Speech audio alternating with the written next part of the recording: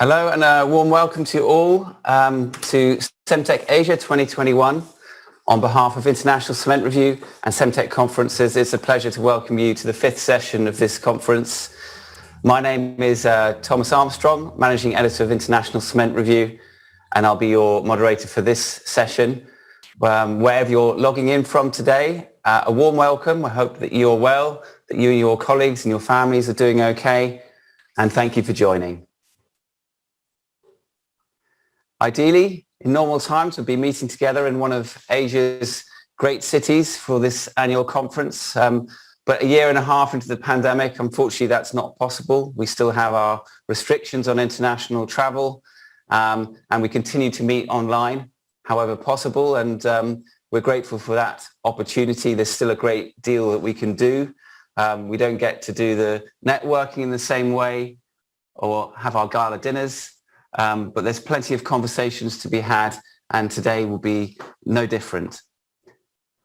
So I'm honoured to be able to welcome you to this fifth session. We've been running since Monday, bringing together world-class experts to discuss different aspects of cement manufacturing technology. And as you can see on this slide, we owe a special thanks to all the individuals and companies who have supported the conference and will be also here today sharing their expertise. A brief overview of where we've come from. We started on day one looking at the global and Asia cement markets, and the picture that we built up then was that the global cement demand recovery is well underway. It's a positive in the short term, and we seem likely to recover 2019 levels by the end of this year or next. In Asia, the picture is more mixed, and a great deal will depend on the pace of the vaccination rollout. On day two, we moved on to technologies. We heard from turnkey technology suppliers discussing three different low carbon technology solutions, really, in particular alternative fuels, calcined clays and carbon capture. And yesterday we continued on these themes, again looking at which technologies are being adopted, are driving down carbon. We looked at low carbon fuel selection, refractories and waste heat recovery systems. And today we'll hear four more presentations. We'll be hearing about roller press grinding systems, digitalization and automation, and chemical additives to support clinker reduction and concrete durability. So we have a great four presentations lined up for us today. Do try and get involved. We have a Q&A button. You can ask questions during any of the presentations. Just type your question into the Q&A section, and we'll try and address them after each speaker. If you miss any of the sessions, you will be able to catch up on demand after Friday once we've archived and uploaded all the recordings onto cemnet.com. And we'll be distributing the slides should you wish to refer to them later. So thanks again for joining us. I'd like to welcome our panel for today's session. We have representatives from four very well-known companies, Wacker in Germany, Chryso in France, Axians and Koppern both in Germany as well. We're delighted to be able to cover all these different technological areas, and we have some real experts here that you may have met before at a cemtech conference or one of our online webinars, but I'm sure we're going to be treated to some really good information and exchange of ideas now. So I'd like to welcome our first speaker, and Kaushik Ghosh is from Koppern in Germany, and we'll be talking about roller press grinding systems. Kaushik started his professional career in 1998 as a trainee engineer at Koppern. He then worked in different positions, starting from erection and commissioning supervisor, and later was responsible for planning and execution of industrial projects, initially for the Indian market and later from 2012 internationally. Presently, he serves as the team leader responsible for special wear protection surface and upgrade of roller presses. And he's a regular speaker at cemtech. It's a key piece of technology in cement manufacturing, and we're delighted to have him with us today. Over to you, Kaushik. Thank you, Thomas. Thank you for the kind words and nice introductions. And a good morning to the Europeans, and good afternoon or good evening to my friends or colleagues from the Asian region, or maybe from South America also. Some of my customers said that they would be joining. Can you see my screen, Thomas? Yes, the slide is up. Perfect. Excellent. So, as you can read from the screen, that is today my topic is upgradations of grinding systems. But I'm not talking about upgrading a ball mill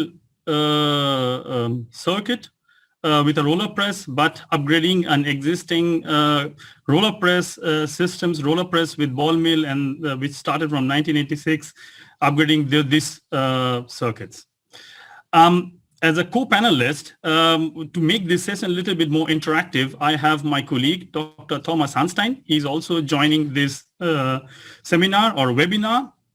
And if you have any questions, so you can ask, put your questions, and he would be happy to answer your questions right here.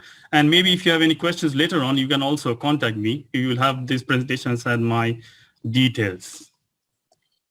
So why upgrade? Why we are discussing on this kind of upgrades is because it's much faster.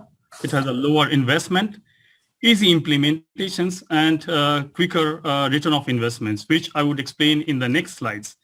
What are the things could be upgraded in a roller press grinding systems? First of all is the rollers with Hexaduo, which is a zero maintenance wear protection systems. Then we have the feeding systems adaptable to different types of feed materials. We also know that initially what we started from, and now we are using different kinds of materials.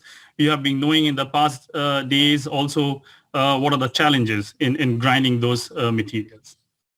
From closed loop hydraulic systems, which is with the solenoid valves, to open loop hydraulic systems, which I'll go into details in the next slides, and a combination separators, which is a mixture of static and dynamic to change from a pre-grinding flake exercise system to a semi-finished systems.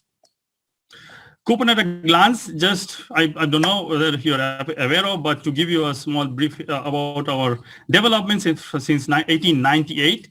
So it is started by family in 1898, Harding, Germany. It is still owned by the same family, so it's a 100% Mittelstand German company. We could be the oldest producer of roller presses in the world. In 1986, when the roller presses was started being used for grinding applications, we also started supplying, and the first machine was installed in 1986. And then the challenges came that I will let you know in the next slides is in 1996, we developed the Hexaduo wear protection systems. In 2015, we came up with our own patented two-stage COSEP separators, which is also successfully installed and operating. In 2015 also, we upgraded a roller press from another OEM in Thailand with our Hexaduo systems, scope and feeding systems, and hydraulic systems. So this will be also our case study today. In 2020, we commissioned a first complete grinding plant with our roller press and our separators, and so it was on a turnkey basis being done from here, and it's operating successfully. This information is not new to you people. So if you put 1 kilowatt energy into the material through your roller press, you save up to 2.5 kilowatt. Why up to? Because it depends upon what kind of grinding you are doing. So the roller presses are being used. You know that initially it was for pre-grinding back in 1986 or 87. Then it was started, okay, let us start recycling some of the material. So then it was with flake recycling. Little advanced came with the separators upstream or downstream of the equipment of the roller press, and then it went to semi-finished grinding, and then it's finished grinding. On the right-hand side, you see a photo of one of the biggest roller presses, what we have still now delivered or installed, but we can also deliver much bigger sizes. as Thomas said yesterday when I heard about it, that we are using now much alternative fuels and over the metals, because that is one of the bottlenecks. What the roller press user sees is because of the metal passing, the surface is sensitive and it gets damages. So when it is damaged, you need to repair. That means the unavailability of the HPGR and the energy losses due to wear and tear of the roller surface. But you who are the listeners are quite used to this kind of stuff. The common conventional solutions which are available in the market are welded solutions, which is on the top left. Then we have the plasma tungsten arc welding technology. Then you have the stud wear protection surface, and then the compound cast. All of these surfaces needs maintenances. For example, for the studs, we also produce studs, but we are not recommending for the cement grinding applications, because studs are this, if you're operating more than 4,000 kilo, specific force of 4,000 kilonewton per square meters, then the studs will break, and then you have problems with the surface, and you have to do regular maintenances. So maintenance is there on the common available products what we have. Why there is a maintenance? Let's go to the physics. Much of the people must be knowing this, that on the left and the right hand side, you see the two rollers, which are counter rotating to each other, and the material is coming from the top. And we have seen that above the nip angle, there is a relative velocity between the material and the roller. So when you have relative velocity, that means you will have abrasion wear. And at the center of the rollers, where the maximum force is being applied, and the gap is smaller than the material which is being fed. So, and the material which is fed is not soft and smooth and round. So there'll be indentations wear in the roller surface. So whatever roller surfaces you choose or being chosen should be able to take care of this kind of forces or wear mechanisms. I have told you about repairs, and I have discussed about the problems, what we are facing or what has been faced by normally the customers, like chunk off and the patterns has to be built up regularly. The patterns has an important factor why it is to be built up, because between the patterns, the material is sticking onto the surface, and when the material is sticking onto the surface, it is improving the friction factor. That means higher the production is going up. So once the pattern is not there, the production goes down. I have also just told you about the stud surfaces, about operating at high specific pressing forces. So if you're operating with high specific forces on a studs more than 4,000 kilonewton per square meters, then the studs will damage, and then the material will not stick to the surface, and it will not protect the underlying layer. There's a nice photo on the right-hand bottom side where there was a compound cast roller, which is from our workshop. It is a plant in Germany, which changed from compound cast rollers to our Hexaduo solutions 2 years back.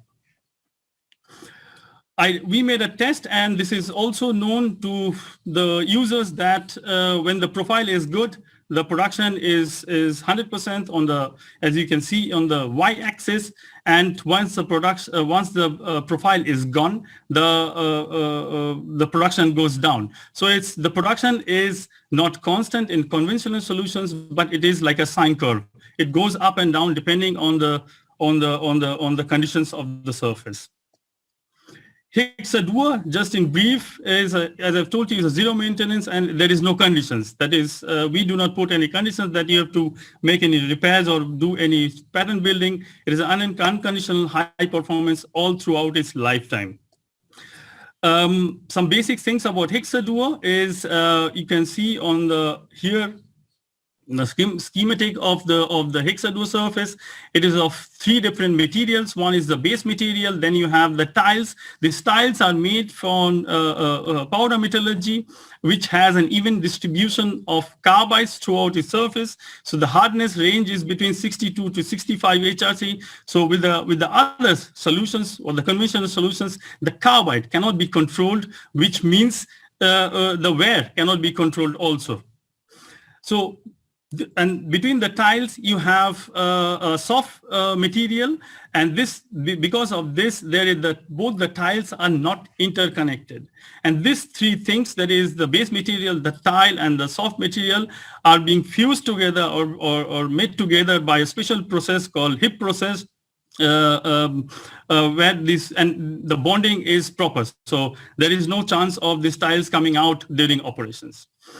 What you can see also, I discussed about material sticking onto the roller surface, how it improves the friction factor.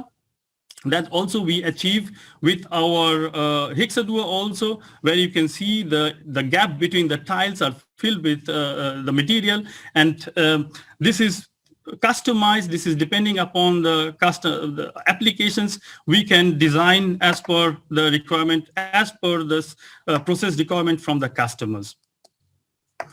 Some informations on the Hexaduo surfaces and the lifetime. So you can see on your screen, normally it is after 2000 hours, we call the surface is generated. Then you have the different kind of wear rates, where you see that on the top right, it's after 53,000. I was in this plant last week. It's a plant in Switzerland. They have a wear rate of 0.5 to 0.6 millimeter per 10,000 hours of operations. And the tile thickness in a standard way for clinker grinding applications is 17 to 14 millimeters. So you can assume the amount of lifetime this customer would be having. Then on the bottom left is another customer, which is from Thailand. They are having, at that time, it was 33,000 hours, 33,600 hours, and the wear rate between 1 to 1.3 millimeters. And similarly with this on the right hand bottom, you can see there is 12,000. So this is normal wear rate, and we expect a lifetime, average lifetime between 40 to 45,000 hours. And in some applications, we are also achieving more than 80 to 90,000 hours. Again, coming back to the thing what Thomas said, and the material being passing through the between the rollers. As you can see on the bottom right, there is a photo where the tile was damaged.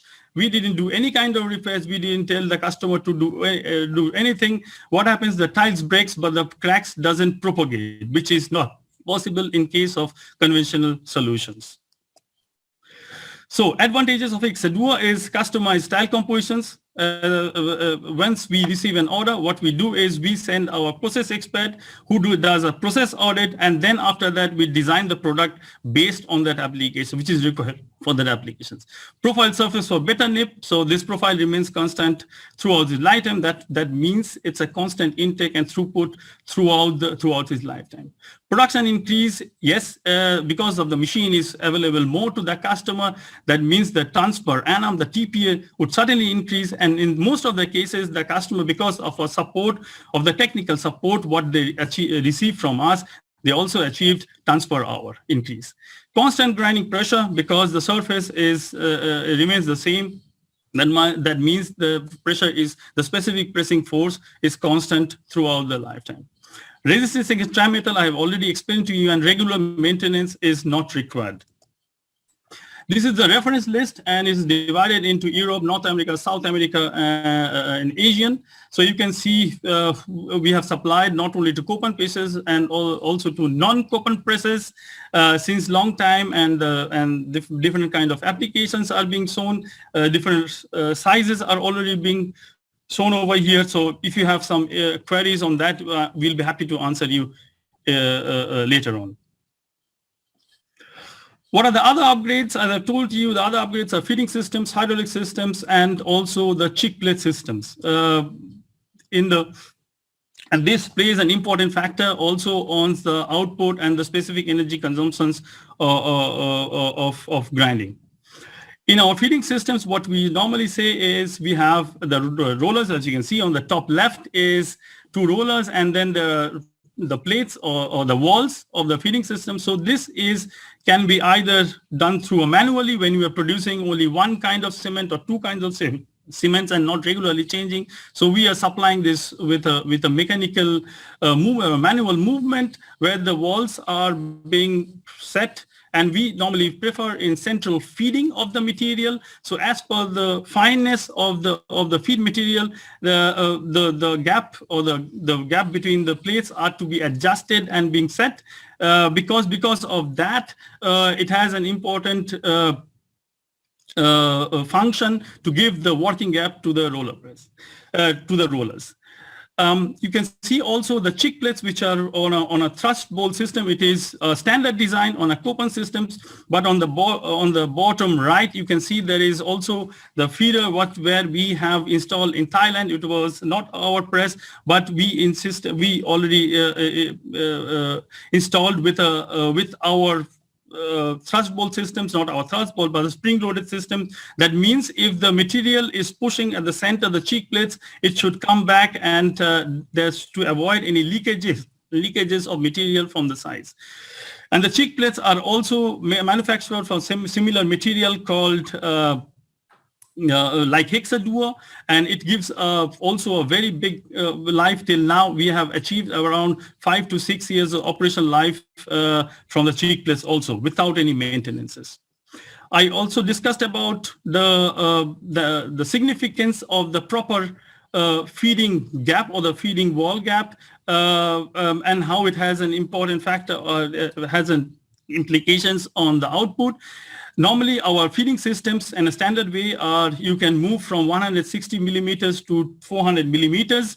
And here you can see the customer, or what we did was we changed the feeding on the y-axis. On the x-axis is the feeding systems were changed from 27% to 43%, and how the output increased, and how the specific energy consumptions were decreased. Because of this movement. So normally for finer materials, we are saying that around 200 to 240 millimeter opening. For clinker grinding applications, for OPC grinding, we are for somewhere around 280 millimeters, and central feeding, not to any rollers.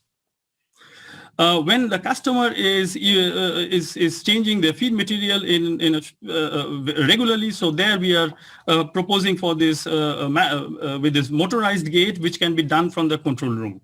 So advantages of the feeding systems are flexible adjustment of the gravity feeder opening, as I've said, either manually or motorized, optimizing of roller press throughput and power consumptions, easy adjustment and maintenance, cheek plates with installed hard metal with lifetime more than 5 years.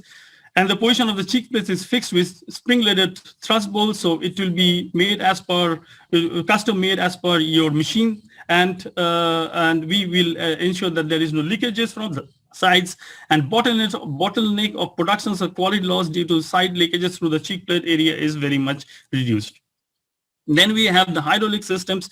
In our hydraulic systems, we are proposing for open loop systems, where we have two motors or two pumps which are running continuously 24 hours, 365 days, and with proportional valves and not with solenoid valves to control the pressure. In the conventional systems on the left-hand side, you can see that the pressure is fluctuating, and if you are using a conventional system with solenoid valves, then you already know that it is between, the pressure fluctuates between 20 to 25 bar. And if the pressure is fluctuating, that means the specific pressing force is fluctuating. And if the pressing force is fluctuating, that means the work done on the material is fluctuating. And if the work done is fluctuating, that means you are getting, your output is not constant. In a Copan systems, we have seen our systems are, the fluctuation is there, but it is only plus minus 2 bar. So we have, so once the pressure is being somehow made constant, then we have a constant specific pressing force, and also the work done is also constant. Normally, also we are proposing in our hydraulic system is with a pendulum pistons, where the forces are transmitted directly to the cylinder body and not through the seals. So that means there is a higher lifetime of the seals, and also this pendulum pistons facilitates also skew movement. So advantages of the hydraulic systems are more stability of grinding pressure, which could be changed during operations as per the process requirement, reduced torque fluctuations in drivetrains, skew controller for stable grinding beds, bigger nitrogen accumulator serves purely as an oil reservoir in case of movement, pendulum piston cylinders with improved design, easy adjustment and maintenances, and in emergency operation with single pump and single valve is also possible. The first case study is on in a customer from Thailand. where they had a big problems with the roller surfaces. So they first went for the hexaduo, and then after the hexaduo, as I told you, we normally do a process audit, and in the process audit, we found out that the process problems were skew operations, pressure fluctuations, repeated seal failures, and severe leakages from the cylinders, uneven pressure distributions, operations with very high bed pressure, resulting to problems with roller surface, frequent damage of shafts and bearings, repeated problems with the gearbox. So the first time was what we did was hexaduo roller was commissioned in May 2015, and then the hydraulic systems later on, and then the Koppen patented gravity feeder systems. This is just a photo before upgradations of that machine where we changed from their systems to our system. So if you look into the machines right now, it is the base frame and the gearbox is from the other OEM, but it's being changed onto our systems with the hydraulic systems and the feeding system and the rollers. So this is how it looks with our systems, with the feeding systems and with our hydraulic systems. So this customer has achieved average increase of productions from 118 TPH to 128 TPH after the modifications. Average reduction of power consumptions from 43 to 37 kilowatt hour per ton. Yearly saving of production cost approximately €500,000. And payback achieved within two years of operations, and higher lifetime of machine components, therefore lower maintenance cost. Then we have, I told you about changing from a flake recycling system or a pre-grinding systems to our COSEF, which is a combination separators, where we have the blue lines following is the blue arrows are for the air inlets, the red one are for the material flows, and you can see from the static part the material is being fed, either fresh feed and also the HPGR output, and then it through the air it goes to the inner cone, and from the inner cone it goes to the ball mill, and from the outer cone, from the B separator, comes back to the roller press, and so on. And then the material is from the ball mill circuit or the ball mill output is fed onto the inner cone from the top. This was the system in what we changed from. It was a flake recycling systems, an HPGR with a cyclone, and it was changed into semi-finished grinding systems with a COSEP. The change was done in 40 hours time. So as I've told you, is quicker changing. And then after these modifications, we can see that the capacity has increased by 20%, which means a specific energy consumption went down by 13%. There's one more thing is what we say is we talk to our machine. So our machine talks to us and it tells us what to be done. So we went one step ahead.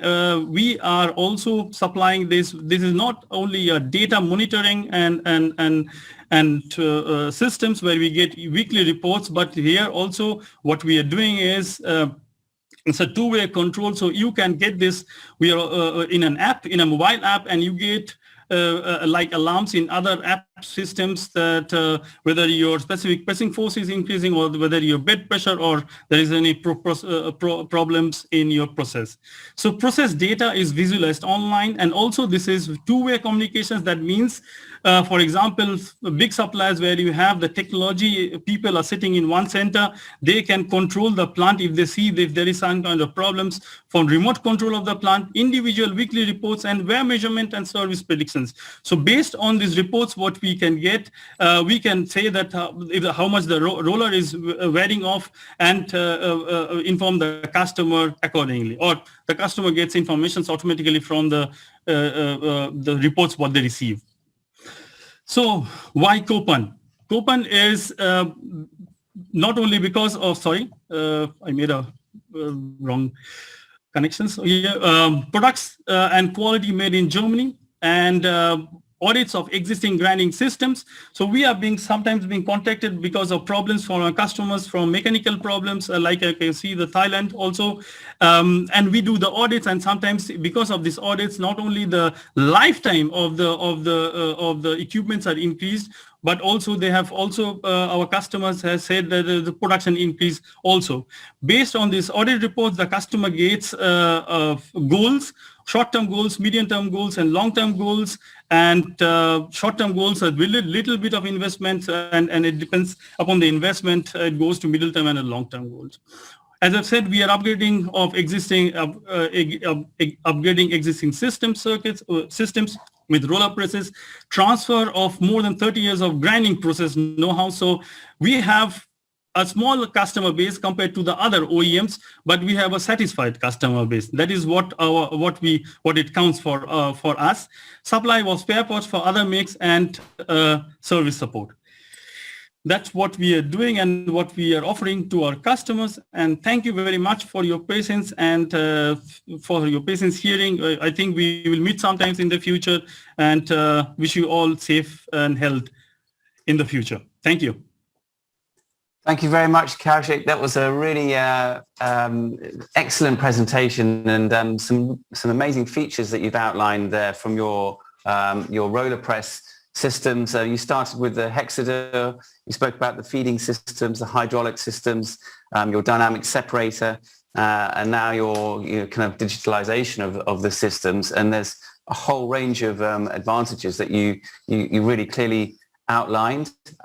We've got a number of questions about products that you can grind in the system. A couple asking about slag grinding.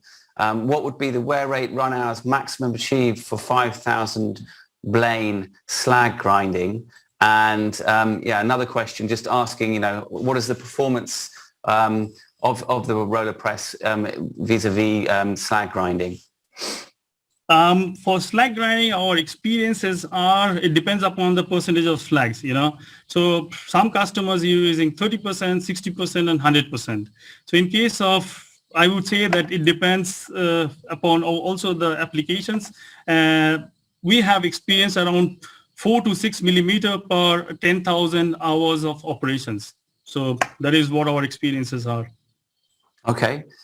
Do you need to do any modifications to the press or the surfaces? Are there any setup conditions that are favorable for slag grinding? It is, as I've said, that it is always good to have good feeding systems, but it is not a must. There are also applications where we are operating with other feeding systems, but it is, as I've said, that if the customer goes for Hexadur and the feeding and the hydraulic systems, so you have a better operations and also better or higher lifetime of the parts. So it is not a must, but and we have seen from our experiences that for finer materials, you need a certain opening of the feeding systems, and that is somehow the bottlenecks in others, but it is not stopping us to put our Hexadur or our rollers into other machines. It's possible. Okay, a few questions about sort of retrofitting and the repair. Can the feeding systems and hydraulic systems be retrofitted to any roller press, or do they have to be a Copan roller press? And also just a quick one on the surfaces, can they be repaired at site, and what is the typical downtime? First of all is the feeding system, hydraulic system. It can be installed in, what we do is we visit the customers. Our design team visits a customer. They does the site measurements, and based on the site, as you can see from my presentations, there is a photo where I've shown that our feeding systems were designed, custom made for that roller press frame, so it can be done. It is not, and right now we are discussing with other customers also for other press makes also, so it is possible. And the second question is regarding the wear surface. As I've told to you, that it doesn't need any kind of maintenance till now. None of our customers, what you can see from the reference list, there is no maintenance is required. This is zero maintenance wear surfaces. In case of some small failures or something, as you've seen, that we let it like that. We do not recommend, or rather the customers are not allowed to do any kind of maintenance on the surface on its own. Okay, thank you very much. I'm not sure if I fully understand this question, but maybe it makes sense for you. How do the roller presses control the edging effect, and what is the angle of nip and maximum feed size? Yeah, that depends. It is a little bit going more technical. I think that person should contact us directly, and we could answer that. The roller press feed size is depending upon the diameter of the rollers.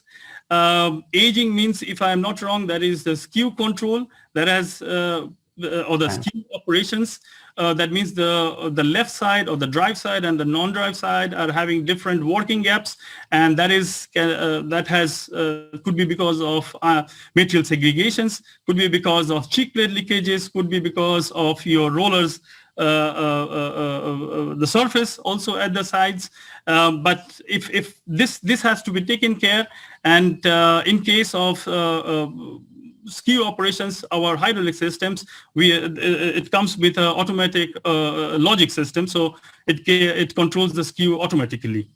And if there is any specific questions on the nip angles, we have to go to see the material, what kind of material, what kind of fineness, and then we can give you give him the proper nip angle. Perfect. Well, thank you for answering those questions. There are a few more there for you that you might want to answer, and very interesting presentation. Thank you, Kaushik, very much. Thank you very much. So we're going to move on to our next presentation now, and I'm delighted to welcome Monina Zulueta Eduria, who is logging in from the Philippines today. Monina is responsible for pre-sales and support activities in Southeast Asia. Previously, she worked for more than 17 years with Wholesome Philippines as an IT and project manager, and for 2 of those years deployed and managed the VAS solution, which you will hear about today. So please, Monina, if you share your slides.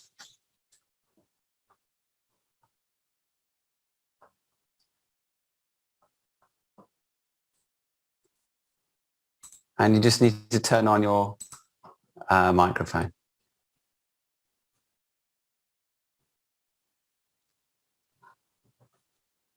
Hi, can you hear me now?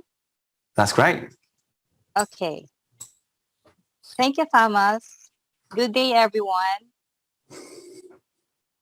Thank you for the introduction, and thank you for allowing us to share with you our VAS logistics solution and how VAS can help you optimize your plant dispatch and loading process with digitalization and automation.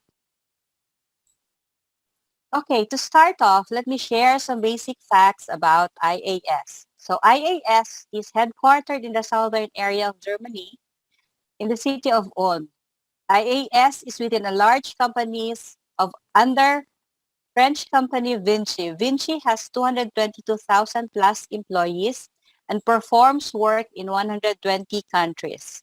We belong to the Vinci Energies Group, which has 82,000 plus employees performing work in 56 countries and has 1,800 plus business units. So IAS is a company of 40 plus employees, mostly software engineers.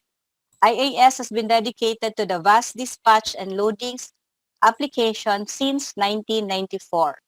So IAS currently is at 700 plus global installations from Philippines to Saudi Arabia to Russia to most all European countries and to North America. We fulfill the needs of aggregate, calcium carbonate, cement, and asphalt industries in 30 plus countries. So today, on average, VAS is managing 5 million plus trucks or deliveries per month globally. So now let's get into VAS. VAS has one framework which allows us to develop many solutions. It's Java-based that are tightly integrated. So VAS is platform independent, meaning VAS can be used on many operating systems. It's also ERP independent and has an open system architecture. So in this slide, we see some key and general processes within a typical plant. So first is the planning via online pre-data registration. So this is our iDispo solution, which I will speak about in a later slide. So for truck entry, fast registration for the truck driver via self-service terminal.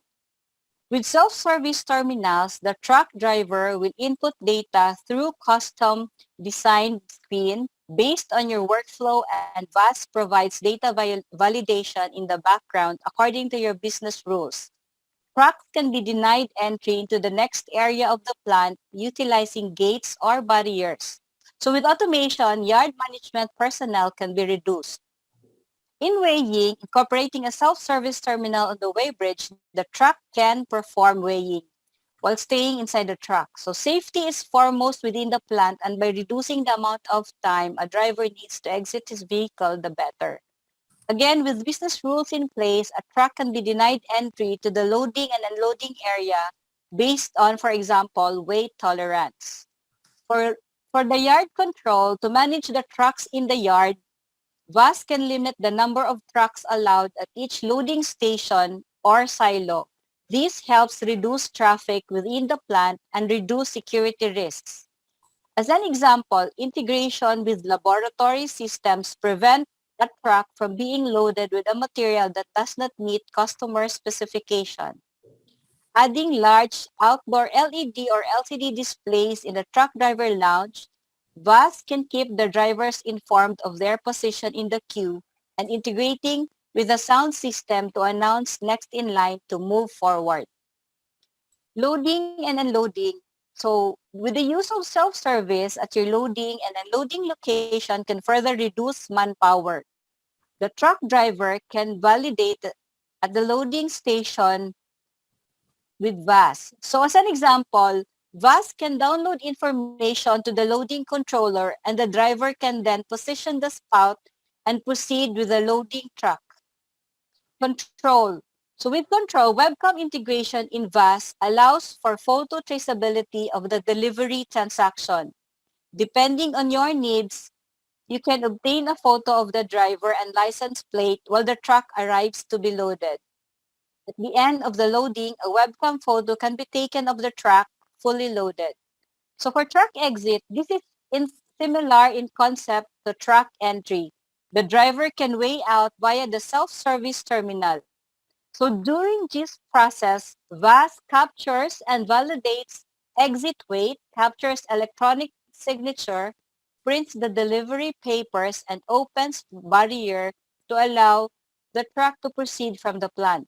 So depending on your needs, a PDF of the delivery note can be emailed to the customer or an SMS sent to the whole year and customer that the truck is on the way. So with VAS, once data is captured, there are unlimited possibilities about what you can do with the data. The options are up to you. So finally, with a large amount of data recorded in VAS during the transactional process, meaning before truck arrives in the plant, while in the plant, and after leaving the plant, VAS has built-in reports and statistics to analyze the data, specifically to find the pain points within your current business processes.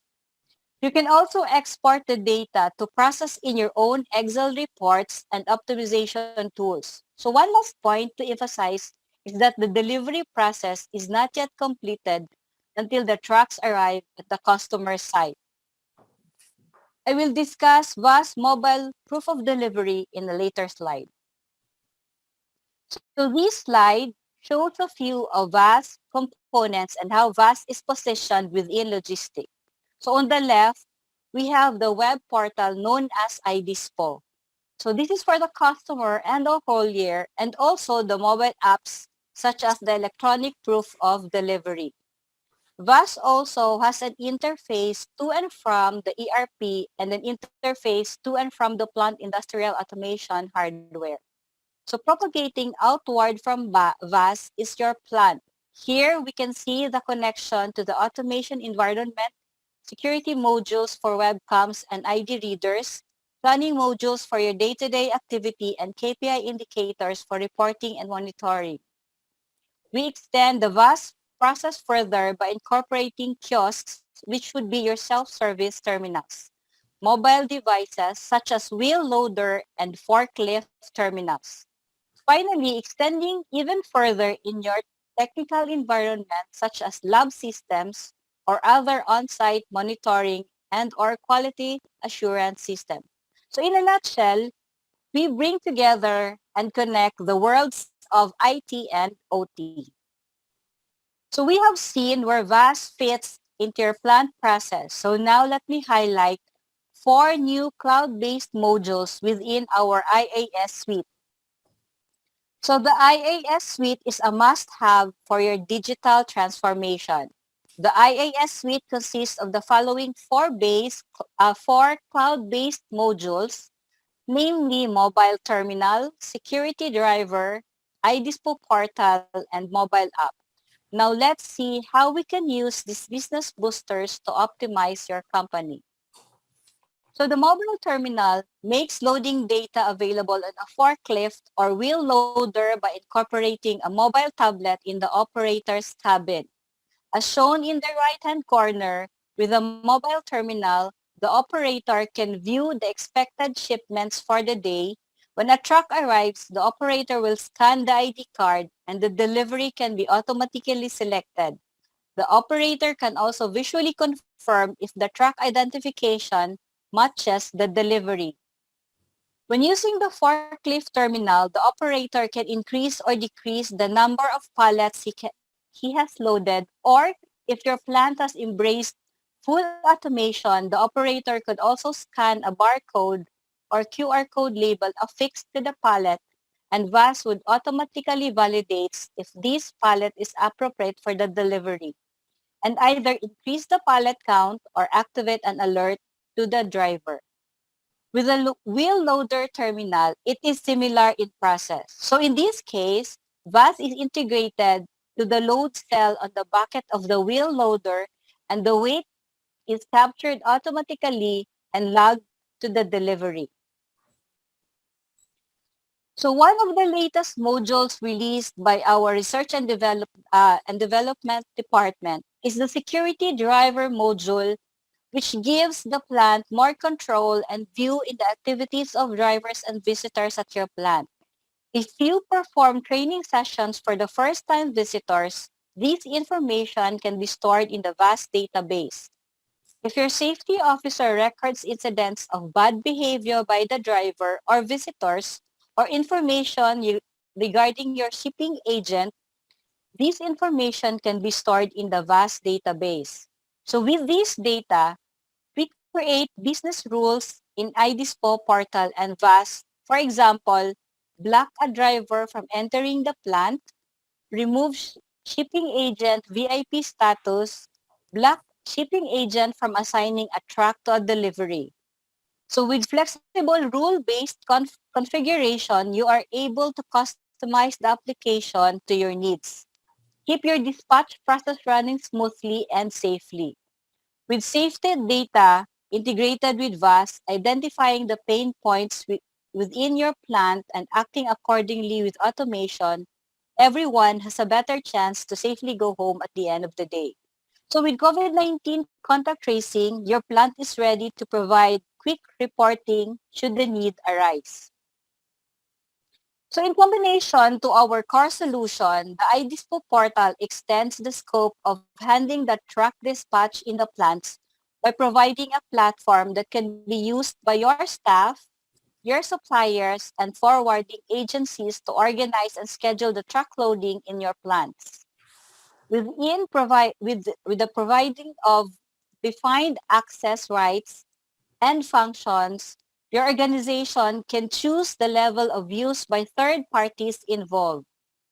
The selected partners of your company, therefore, could be enabled to create orders and deliveries, adapt or change orders and deliveries, schedule incoming or outgoing deliveries, or reviewing and selecting preloading slots available in the plant.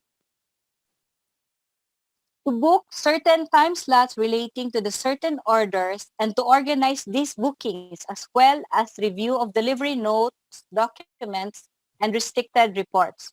So iDispo portal typically interfaces to an ERP, TMS, or plant yard system. And best of all, iDispo portal is online with all vast applications, and now it's available as a mobile app. So the last entry in the IAS suite is the mobile app, which is much discussed topics with customers. So recently, due to COVID-19, we have been limited in regard to face-to-face contact.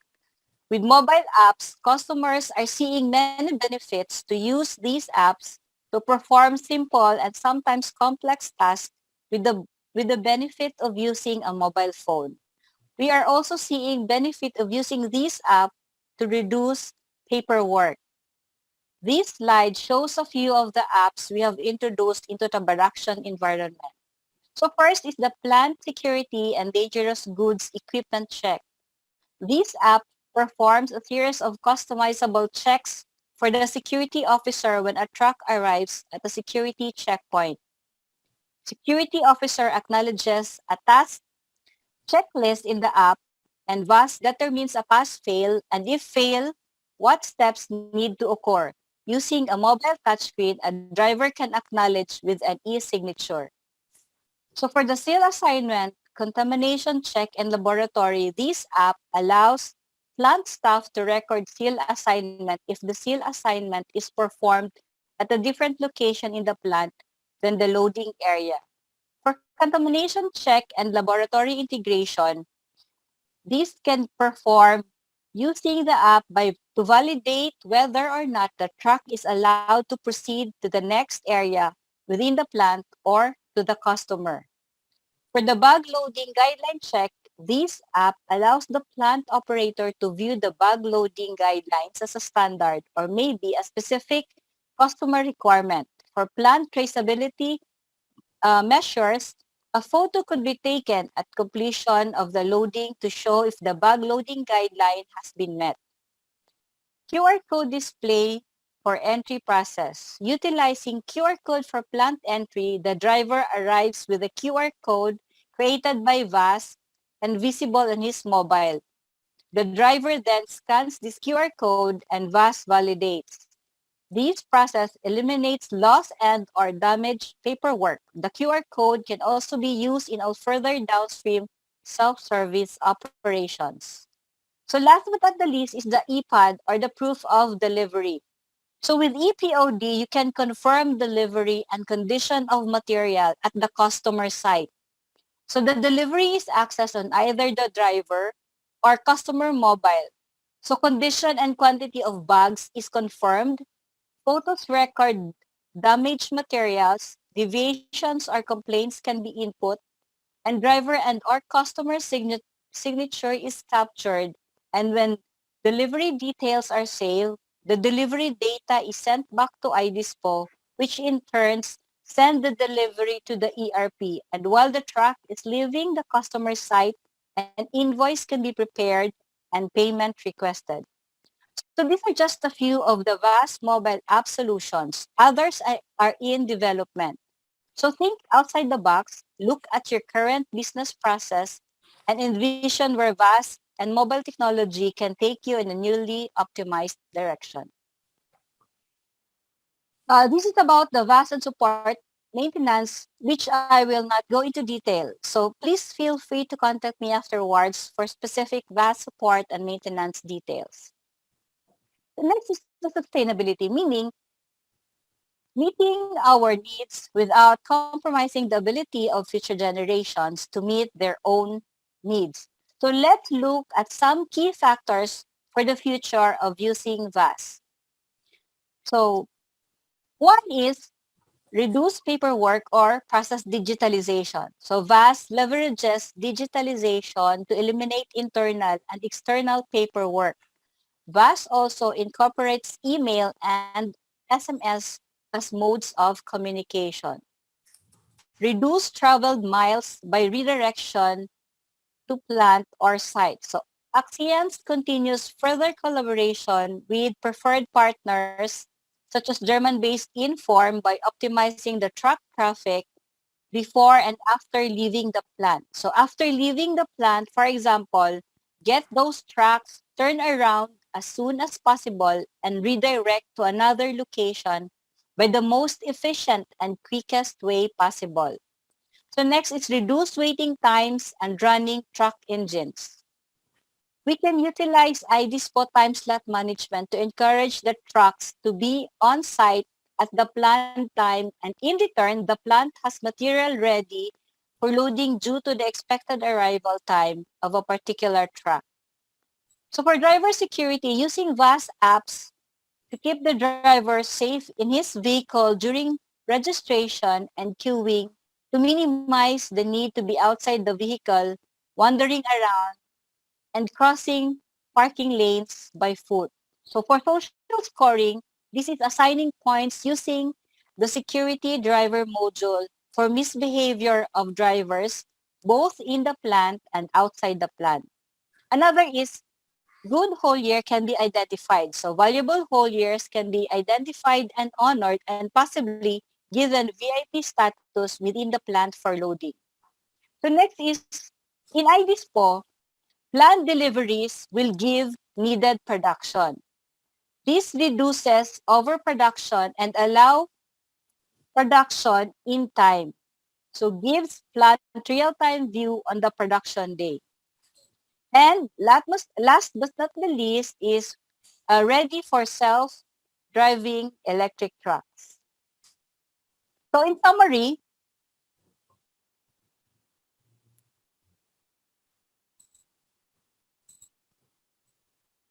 the earlier you start with optimization and automation, the sooner you will have a sustainable process compared to your competitor.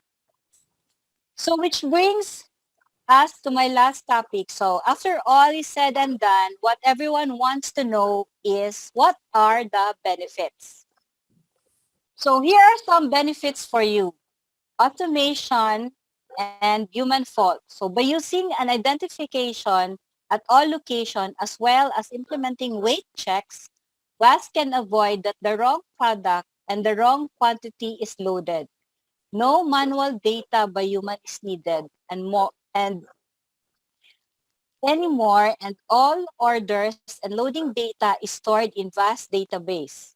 So many more options to improve your business are at hand. So for example, the full automation at the Weybridge office.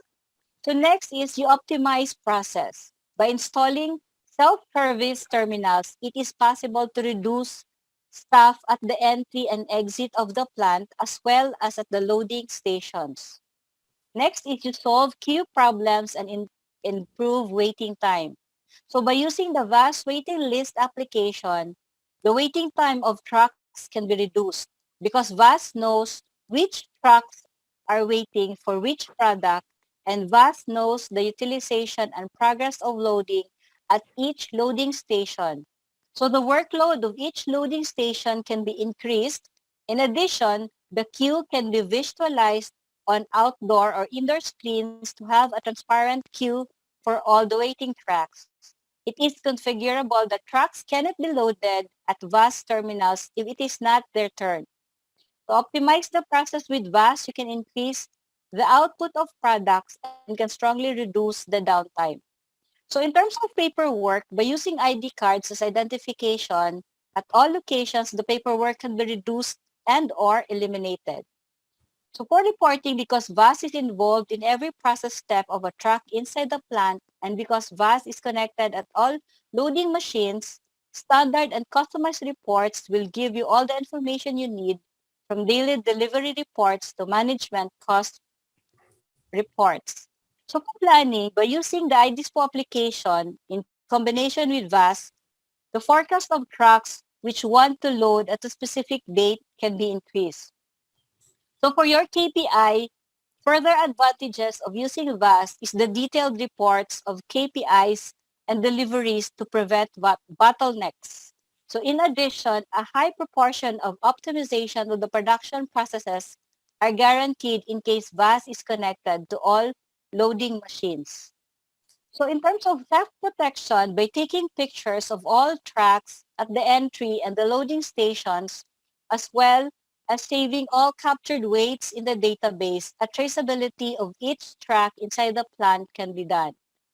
So if we also look up at optimizing the process at the Weybridge office by installing self-service terminals, it is possible to reduce the staff at the Weybridge office from 2 person per shift to 1 person per shift. But again, of course, for your plant and location, there may be other cost savings that you can quickly calculate for your ROI. So, and with that, we end the presentation and hope that this overview of VAS and iDispo, its benefits and savings, are convincing you about the high quality of VAS IT logistics solution and to make a decision in favor of VAS. So on behalf of VAS, thank you for allowing us to be in this cemtech conference.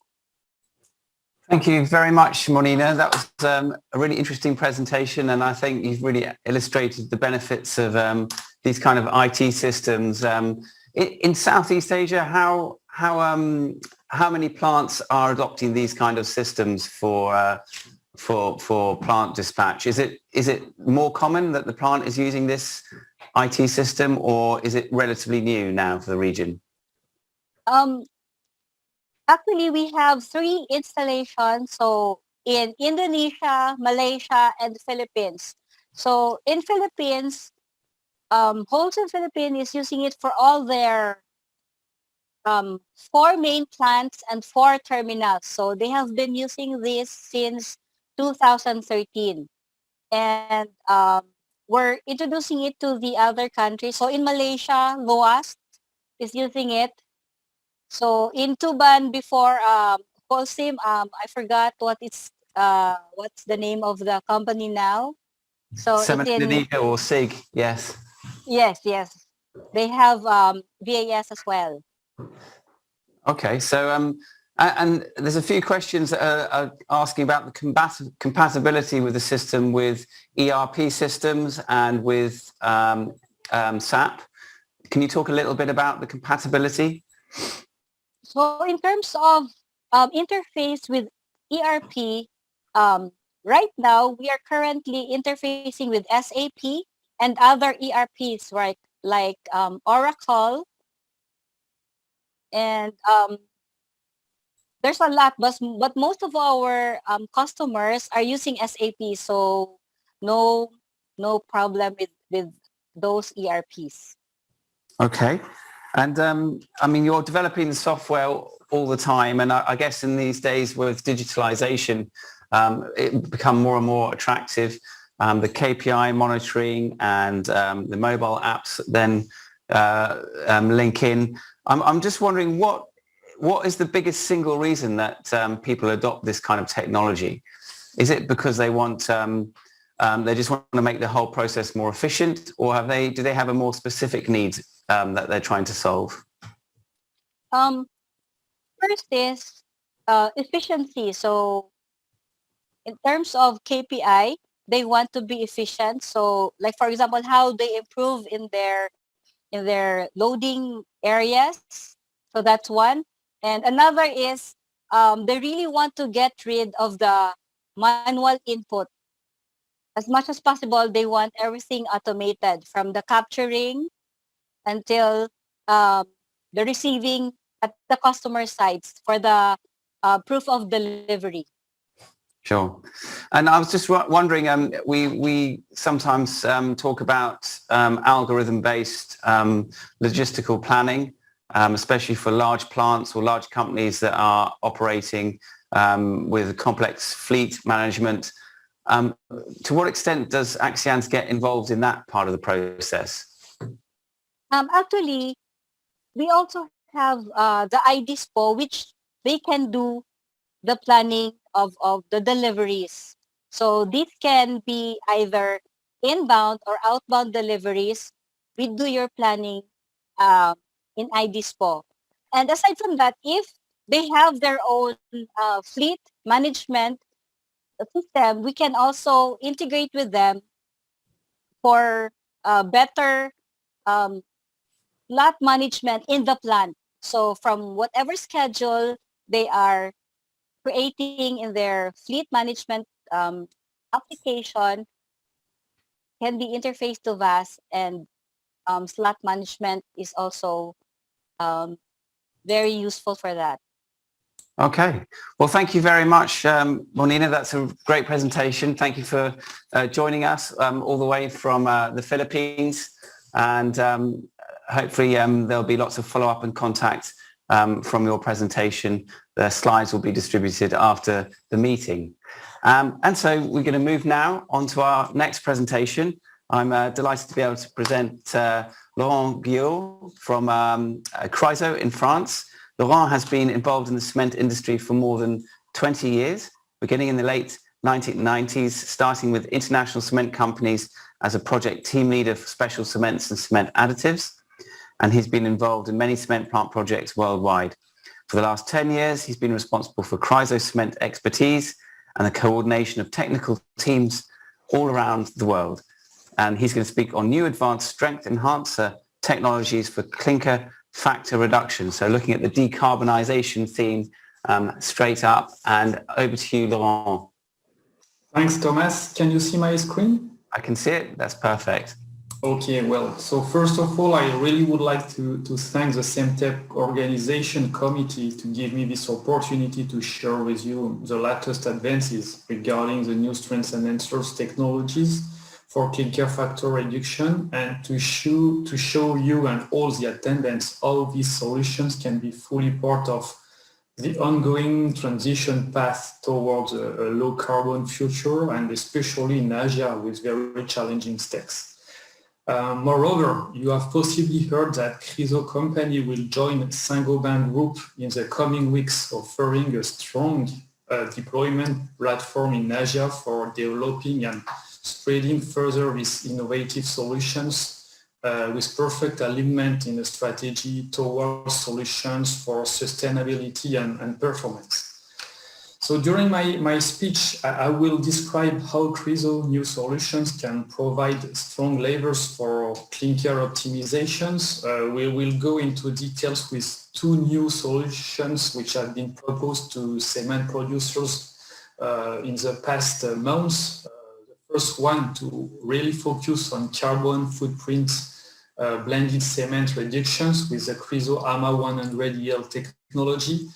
And we'll go through a second technology which gives a possibility to overtake process limitations to achieve additional clinker factor reduction with specific process conditions with the Chryso iCare technology.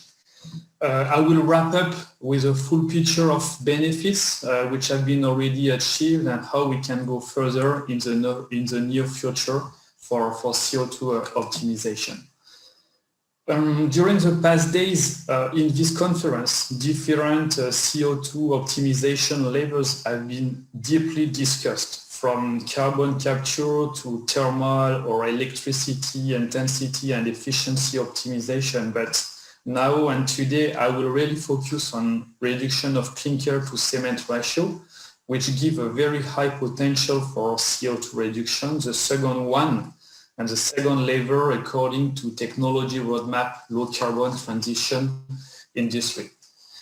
Clinker factor means performance in cement. So what is really important to keep in mind that clinker factor reduction cannot be decorrelated to cement performance, and we need to be aligned with regard to standards, whatever country, whatever area, and especially in Asia, in terms of performance, this remain very key. And what is the added value of strength enhancers in this context? They really give the possibility to increase the addition, the SCM content in cement. They give the possibility to extend the type of SCM used in cement. There are more and more, let's say, new and innovative additions in cement, especially in Asia. And of course, the strength enhancer really gives the possibility to maintain cement quality requirements in line with standards. In this context, Chryso have two levers to offer to cement producers. The first one to play with chemical activation to improve cement reactivity, so to give the full potential in terms of strength enhancement. And secondly, to take into consideration process bottlenecks for further optimization in terms of performance, taking into consideration the process configuration. So one solution dedicated for blended cement, especially with Chryso AMA 100 technology. A second technology, really innovative for specific process configuration, taking into consideration the level of process optimization with the Chryso iCare technology, which is a patent pending technology. Regarding carbon footprint of blended cements, wherever in the world, and especially in Asia, there is still room of improvement for clinker factor optimization in blended cements. New types of cements to come with lower clinker factor, like composite cement in India, calcined clay-based cements, which are more and more developed and now present in different markets around the world. And Chryso 100EL technology really gives the possibility to give high performance activation and to boost the strength of these types of cement from early strengths, 1 day, 3 days, depending on standards, to 28 days and further, just to match with standards. It's a modular technology to design specific products for tailor-made solutions and taking into considerations what cement plant and cement characteristic require in terms of early strength, late strength, and grinding. So it's really interesting in this way to give this flexibility and very high modularity. These solutions, it's important because in some markets there are some limitations are fully chloride free, and they have the high interest to be used at very low dosage, because we're talking about solutions with dosage lower than 400 grams per ton of cement. So with such a low dosage, we are able to provide very interesting performance. This is an example coming from the Philippines with a type 1P cement, which is produced in a ball mill process closed circuit. Cement composition is a blend of puzzolanic additions and natural puzzolans with limestone. And the work done with the plant was clearly defined to achieve a clinker factor reduction by at least 3%. So the technology which was tested was based on 100EL1 with a product Chryso 134EL, and you have on the graph the direct impact of such product on quality of cement on one hand, and on the other hand in terms of mill performance. You can see that as soon as a product is injected in the grinding process within the mill, you have a direct impact on cement fineness. So it really helps the system to grind in a much more efficient way. And at the end, this is converted into mill output, because you can see that from the table that from the baseline, a cement without any grinding gains in terms of mill performance, we started at 100 tons per hour, was possible in this case to go more than 10% mill output increase and keeping the same level of strength. So at same clinker content, you can see how the strength enhancer can have a direct impact on cement reactivity, as described before, from 1 day to 28 days. You see the big gap in terms of cement reactivity. It's been able to give to this cement composition, and at the end of the day, cement plant converted this strength performance into a clinker factor reduction, and thanks to this significant gap in terms of strength, the 3% clinker reduction was overtaken with a 4% clinker reduction, going from 64 to 60% without any impact on cement reactivity and coming back to initial levels. So at the end of the day, the full picture for cement plant was excellent in terms of clinker reduction of 4 points versus initial situation, which was according to calculation and cement plant characteristic, 32 kilograms CO2 reductions per ton of cement. And on top of that, because of a different cement composition, a powerful grinding aid combined with a product, significant energy consumption reduction.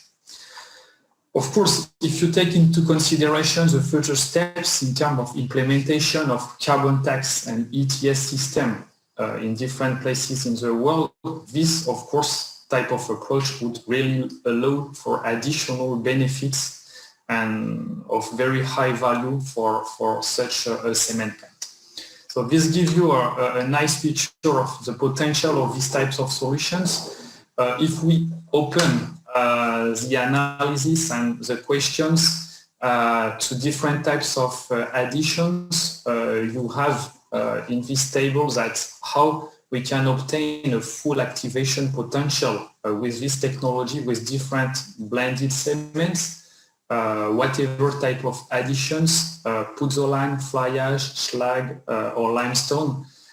It's really interesting gains which can be proposed. And you can see on the right, depending on the type of additions from type 1, full of clinker cement, you can have some further reaction, but the highest benefits are with high additions content in cement from totally unreactive additions like fillers, limestone, or like pozzolanic or hydraulic additions like fly ash or slag. You can see that the benefits can be very interesting. And of course, Chryso know-how is really important to design products according to clinker reactivity and the type of additions, because you can see that the gains can be significantly different from one type of addition to another type. So at the end, this gives really a good opportunity for cement plant to increase the SCM content in cement, to extend and to think about different blends of additions. And the best example is what happened in India during the past years with the PCC cements, which are now quite common with different combination of additions. And this type of solution is perfectly aligned with this cement evolution. Now, if we go further, of course, we take into consideration the cement reactivity, the chemistry characteristic of cement, but it's been described this morning. The process, the grinding process, is a key factor of success as well in terms of full optimization and efficiency. And we have now new solutions, patent pending, which really gives possibilities to go further. What does this mean? It's very important when cement is ground, whatever technology, grinding technology, to control and to have a full control on powder flowability to avoid too much fine particles in the process. It's been described very well this morning with roller press systems, where it's very important to control the flow of material within the system. It can be extended to all types of grinding system. And it's very important to have this powder flowability from very coarse to fine particle during all the steps, all the grinding steps within cement production. And it's very well described and known that the grinding aid and strength enhancer play a key role in these different steps. So, and in some cases, too much flowability coming to a very high powerful grinding aid can lead to some adverse grinding effect, which can be a very strong problem and a strong bottleneck. So limitation in the use of strength enhancer is a reality time to time, depending on cement plant characteristic, and can be a limitation for clinker factor reduction. And that's where Chryso iCare technology can really be of high efficiency in terms of full optimization. So you have on the graph what usually happens that with conventional strength enhancer, when you have some process limitations, and we will see afterwards where this can come from, you rapidly achieve a plateau in terms of performance, because you have to to play with product dosage, and at the end the balance in terms of performance is quite limited. With a patent pending CRISO-ICARE technology, now we can overtake this process bottleneck situations, giving the possibility to have 100% chemical activation potential accessible for cement reactivity, and on top of that to have a booster effect from cement fineness and particle size distributions improvement in order to maximize cement reactivity with a strong synergy and optimized synergy in between grinding aid, cement and materials to be ground, additions and process type. And this is possible thanks to a strong control cement powder transport properties.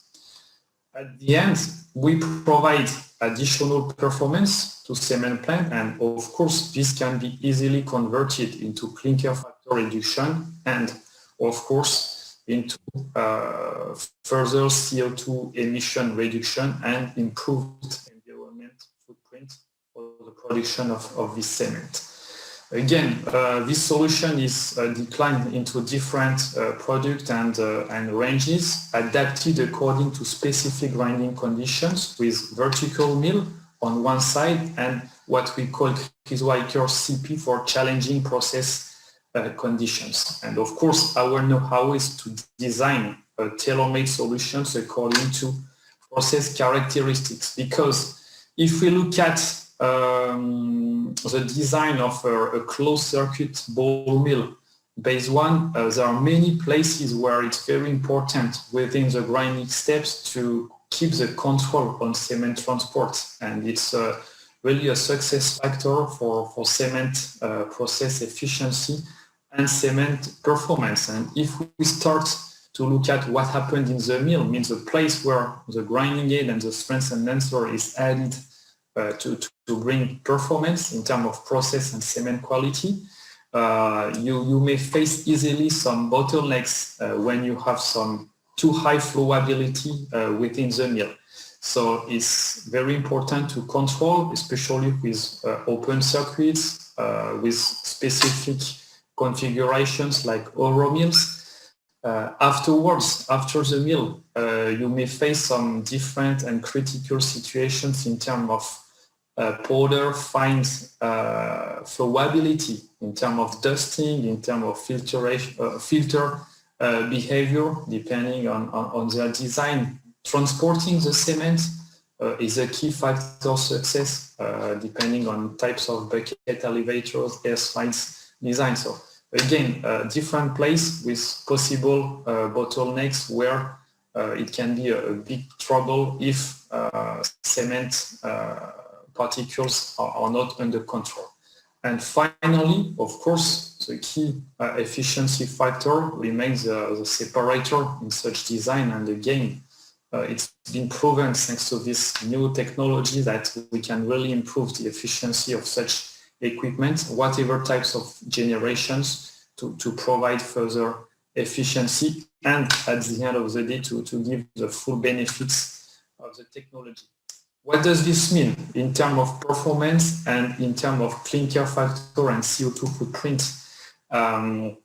You have an example here coming from India with the OPC cement as a starting point with the ball mill process, closed circuit with first generation separator.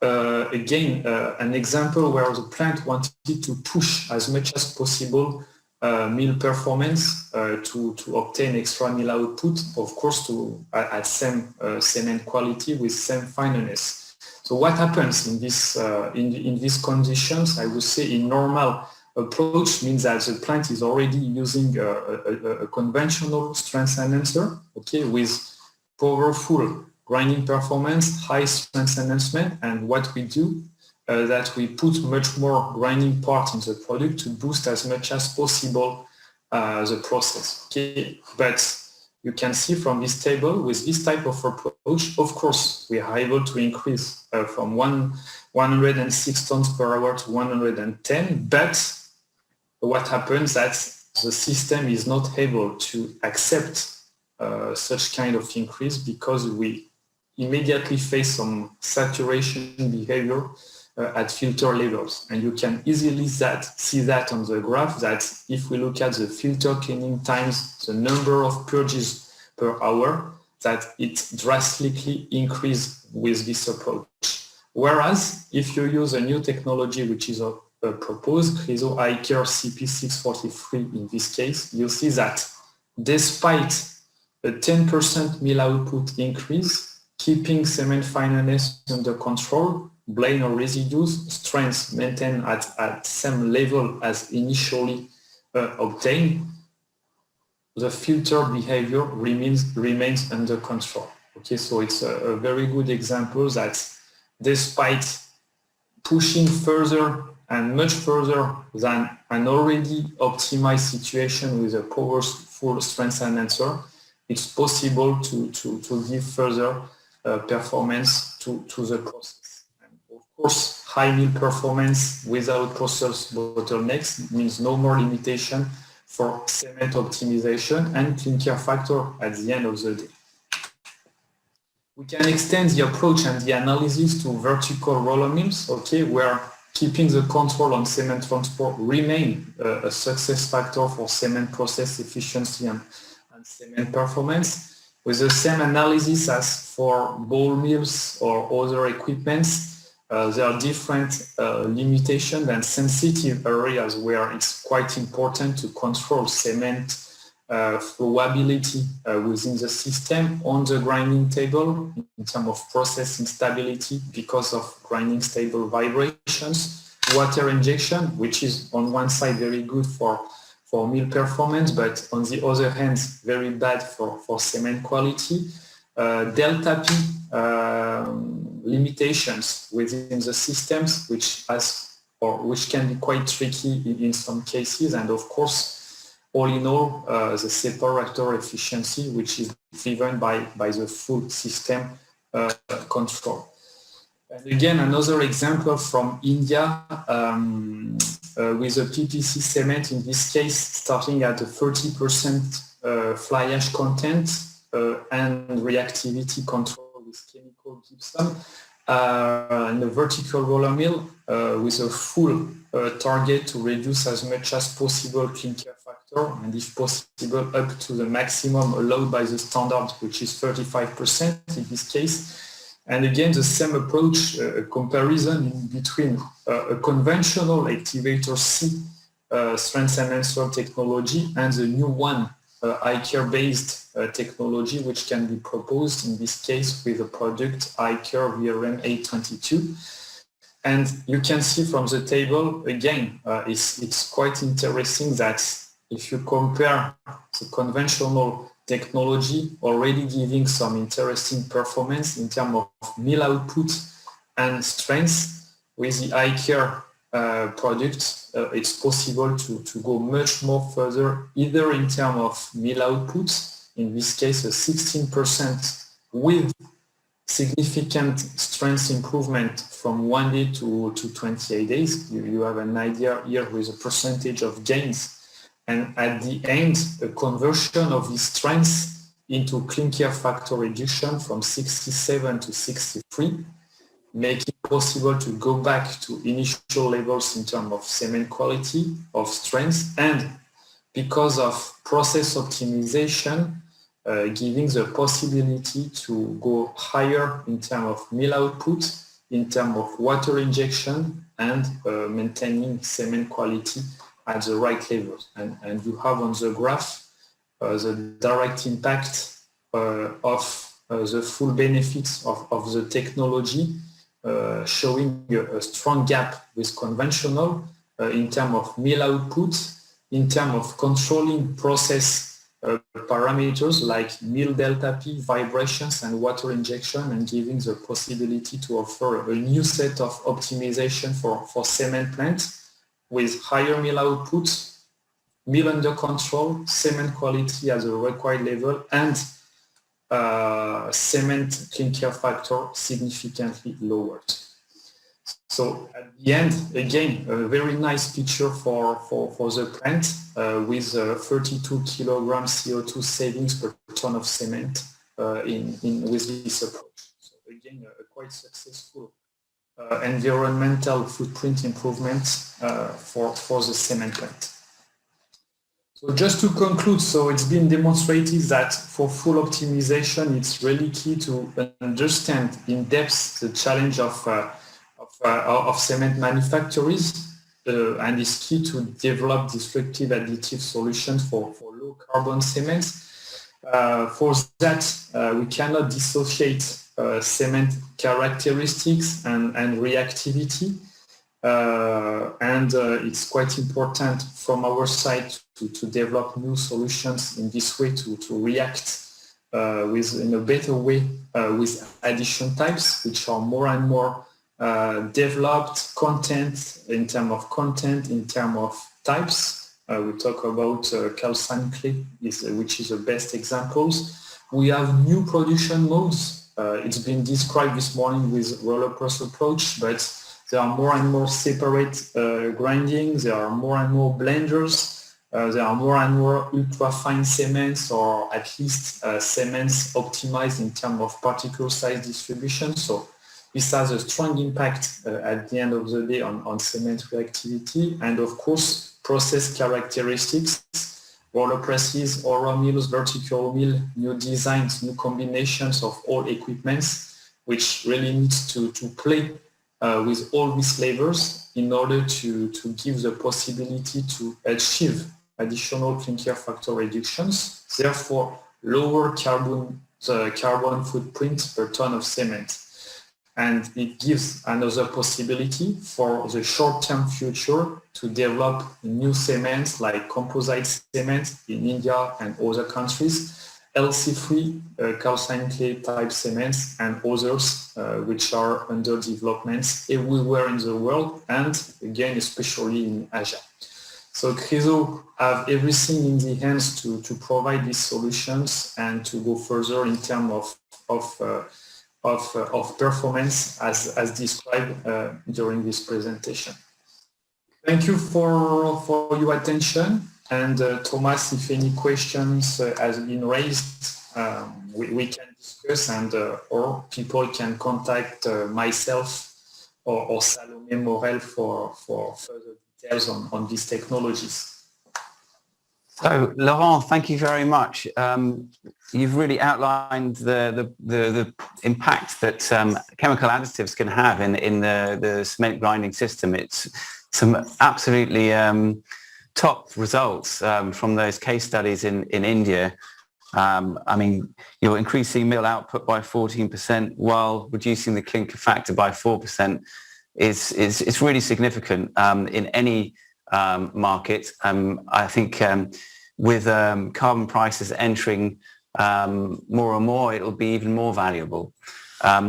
But just a few questions that have been raised, and you did touch upon many of these things. There are a couple kind of asking about the applicability to roller press operation and vertical roller mills, but as you've shown, they can be used in any grinding system with benefits, although you chose to give that ball mill example. Is there anything specific that people should have in mind when selecting these chemical additives for the different systems? Well, we really need to work together with cement plants and process teams, of course, to adapt our solutions and to fine-tune them according to process design, process bottlenecks, according to cement plant experience. Typically, the place where the grinding aid can be injected in the system, like for vertical mill, we know it's a key success factor.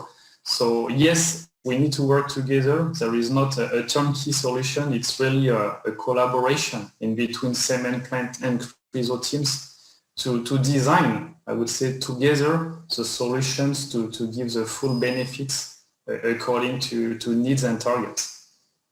So each plant and each grinding system will have, the most appropriate chemical additive match to it to maximize that performance. Yeah, exactly. You understood that the full system reactivity is really driven by grinding process type, cement composition, type of addition. So cements are more and more complicated, grinding process are more and more optimized and complex as well. So at the end, the fine-tuning solutions, which are strength enhancer, really need to be adjusted. It's like Formula One, I would say. Yeah. You need to adjust as much as possible. You can. And as you pointed out, there's a growing range of cements being developed. Standards are changing, and we're going to see more supplementary cementitious materials. We're going to see more from calcine clays. So in each of those cases, do you see a growing role for chemical additives? Yes, of course. Well, clinker content is lower and lower. Additions are more and more complex. They bring new technical challenges. So I think one key levers to succeed and to maintain the level of performance for these new cements, strength enhancer have a key role for this optimization. There's a question about, I guess it's the saturation factor. If you're pushing the grinding aid to achieve a certain objective and you reach that objective, but you want to go beyond it, maybe to reduce energy consumption, what happens? Does it get to a point where it's no longer effective? How do you judge that point? Sorry, I didn't get your point. So in terms of saturation, I mean, what are the limits? How do you find the limit of any particular chemical additive? The limit is really driven by process limitation itself. Okay, and again, each process will react in a different way, and the same process can react in a different way for different cement, depending on cement fineness, depending on type of additions. Again, we know that some additions are much more dusty than others, so saturation can really be different. So just to give an answer, the maximum is the one we can achieve at plant level, but I cannot give numbers or figures. And you spoke about the improved sort of cement powder transport, and you looked at that within the system of the grinding circuit, but there's a question about, does it reduce silo blockages? So does that benefit continue beyond the grinding system or not? So these are totally different. You have on one side importance to control the powder flowability during grinding, which is under very specific condition with a lot of energy and a lot of disturbing atmosphere, I would say. So we control at this level. Regarding the final cement powder flowability, we have different levers to play with that, with grinding aids. Again, if it's a key parameter for the cement plant, our know-how is to design products accordingly. But these are totally different, okay? Controlling what happens during grinding and controlling final cement powder flowability is another story, because we're just talking about fine powder flowability, which is well described and well under control with grinding aids in most of the cases. And as always, we have a question about costs. The question is, what is the approximate cost of the AMA 100EL used in the Philippines? The results shown are excellent. I guess you can maybe talk in payback time or this kind of thing. Is there any kind of parameters you can give? Yeah, what I can say is when you have a 3 or 4% clinker factor reduction and just taking into consideration the gap in terms of price between clinker and the addition, the cost of the additive or the strength enhancer, and that's true for both technologies, is hugely balanced by this gap. Okay, it means that at the end, the cost of the additive remains very low versus all the savings which are brought by clinker factor reduction because of cement composition optimization. Very good. Well, Laurent, thank you very much for your presentation. The case studies are fascinating to listen to. Thank you, Laurent. Thank you. Okay, we're going to move on to our fourth speaker and a first time at cemtech. So I'm delighted to welcome Dr. Wei Kai, who's Industry Manager, Cement and Concrete at the Cement and Concrete Innovation Hub for Wacker. Dr. Kai is currently working as the Industry Manager based in Burghausen, Germany. With a materials science background, he focuses on the innovation of silanes and silicons as construction chemicals. Prior to joining Wacker, he worked as a research scientist in the global R&D department of Heidelberg Cement. So someone with a lot of relevant experience. If you'd like to share your slides now. Yes. Thank you very much, Thomas, for your nice introduction. Now I'm sharing my screen. May I ask, did you see my screen now already? No, not yet. Okay, it's just starting to share. And now it's sharing, yes. Okay, great. Thank you very much. So first of all, have a good day, everyone who is in front of the screens. And we're glad to have all of you here. So before I start my presentation, and I would like to echo to what Mr. Julot has had in his summary part, a wonderful point. So the cement is becoming more and more complicated. And I hope that I can share with all of you some a possible way to help simplify the system a little bit. So I hope you're going to enjoy it. So my talk will be focusing on organosilicon as another type of chemicals that are suitable for cement and concrete. And I will guide you through the principles, and also I will show you some examples later. Okay, so before the technical part, please allow me to spend just a few minutes with you to introduce about Wacker. Yeah, so Wacker is a specialty chemistry company, and we are producing a lot of special chemicals in chemical and semiconductor industries. And basically, Wacker, we are serving all major industries around the world. And as you can see here, so we offer various solutions and innovations for a broad range of sectors, yeah, including energies, electricity, automobile, as well as our focusing area, construction industries, and a lot more. And we have products like silicones, we have products like polymers, and we have also products like bio solutions, yeah, and as well as polysilicons. So this basically what we are doing at Wacker. So Wacker Silicon actually is one of the leading silicon producers around the world. And we have currently over 2,800 different types of silicon products, and supplied to more than 20,000 customers worldwide. We have extensive research and development network, and that enables us to support our customers around the world as well. And we have also a very unique know-how within our company, and also being able to establish unique supply chain, and also various packaging solutions for our products to the customer. And this map shows you in general where our technical centers are located, as you can see. So especially in the Asia region, we have a lot of technical centers, and as well as Wacker academies.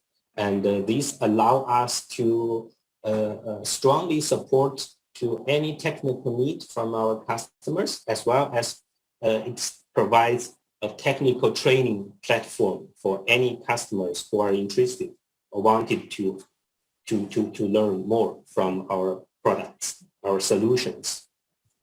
Okay, so first I want to show you what silicon-based technologies has been used for extensively. So there have been a lot of work since decades for the building protection using silicon-based technologies. And the example is shown here in the picture. You can see for a house.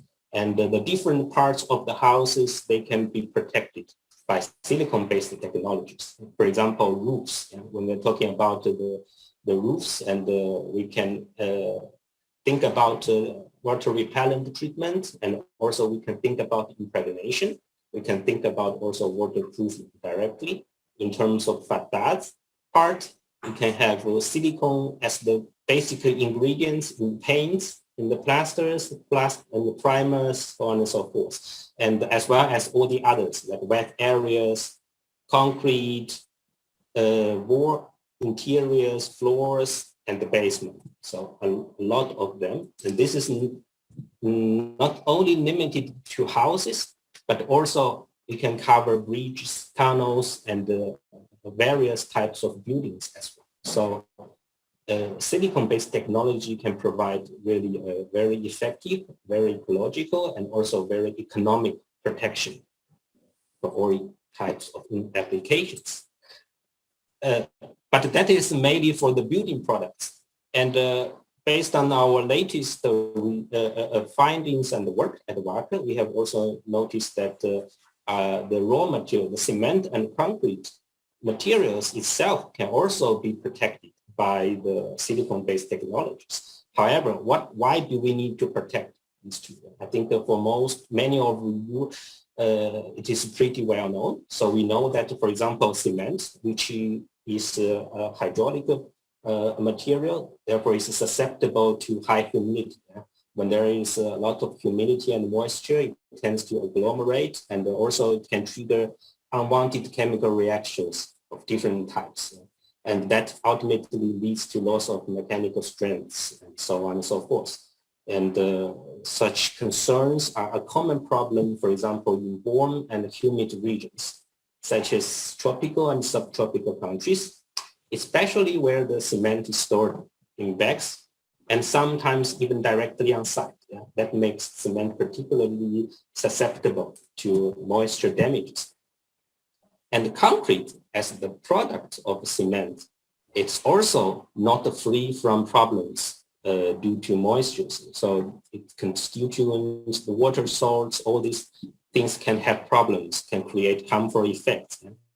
And the examples are like incompatibility of aggregates, transport of salt and water in the structure, corrosion of reinforcement steel, and also structural deteriorations due to, for example, alkali-silica reaction due to freeze thaw, and due to other types of common problems. So it is important to provide a good protection against the potential deteriorations that makes concrete and helps to make concrete more durable. And we know that enhanced concrete durability actually also contributes significantly to the CO2 savings and during the use stage, for example. And therefore, this is a very important topic to go. And from the protection part, there is a long-term practice using surface treatment to help protect concrete products. However, we have noticed that only protected by surface treatment is not sufficient enough. Some examples are shown in these slides. For example, coatings in splash and spray zones are susceptible to failure. And once these coatings failed, the protection will be lost. And maybe it can even trigger more severe damage to the underparts, to the substrate material. And also, if there's insufficient compaction of working during the construction of the products, that can also make the products more susceptible to pollutants and other, and other unwanted substances to penetrate into, and then it's not very well protected. And also coatings cannot help prevent very well the penetration of the de-icing salts in the long run, and therefore the corrosion of the reinforcement steels inside will still take place. And so a short, let's say a summary, in order to have a long-term protection, we believe that we should include both in exterior protection as well as interior protection for the concrete. So silicone, organosilicones are a very good type of chemicals that can do exactly this kind of thing, to provide both internal and also surface protection for the mineral substrate materials. However, there is a basic issue regarding how to green the silicones into the cementitious materials, for example. So this comes to some basic chemistries of silicones. And in this picture, you will see this is on the left and on the right. This molecule shows you the basic building block of silicone chemistry. And this building block is based on a silicon atom in the center and then connected by different types of organic groups. Yeah? And different types of organic groups will be able to play different types of effects. For example, here, the R group here, if it can help to provide hydrophobic effect. And these kind of organic groups are usually inert groups. And on the other side, they are all R groups. This is alkoxic groups, for example, they are able to form very strong chemical bonding with the substrate materials. And then between these building blocks themselves, among themselves, they can also form a continuous network structure and covering the substrate materials. And as shown in the join in the middle. And in this way, this network structure is hold firmly to the mineral substrate, and in the meanwhile resisting moisture from getting into the mineral substrate material. And there is another very interesting point is that very unique advantage. The silicone network has the capability to resist the moisture, but still allow water vapor to leave the system, to move in and out. Therefore, allows the materials to breathe. Yeah, another way to say it.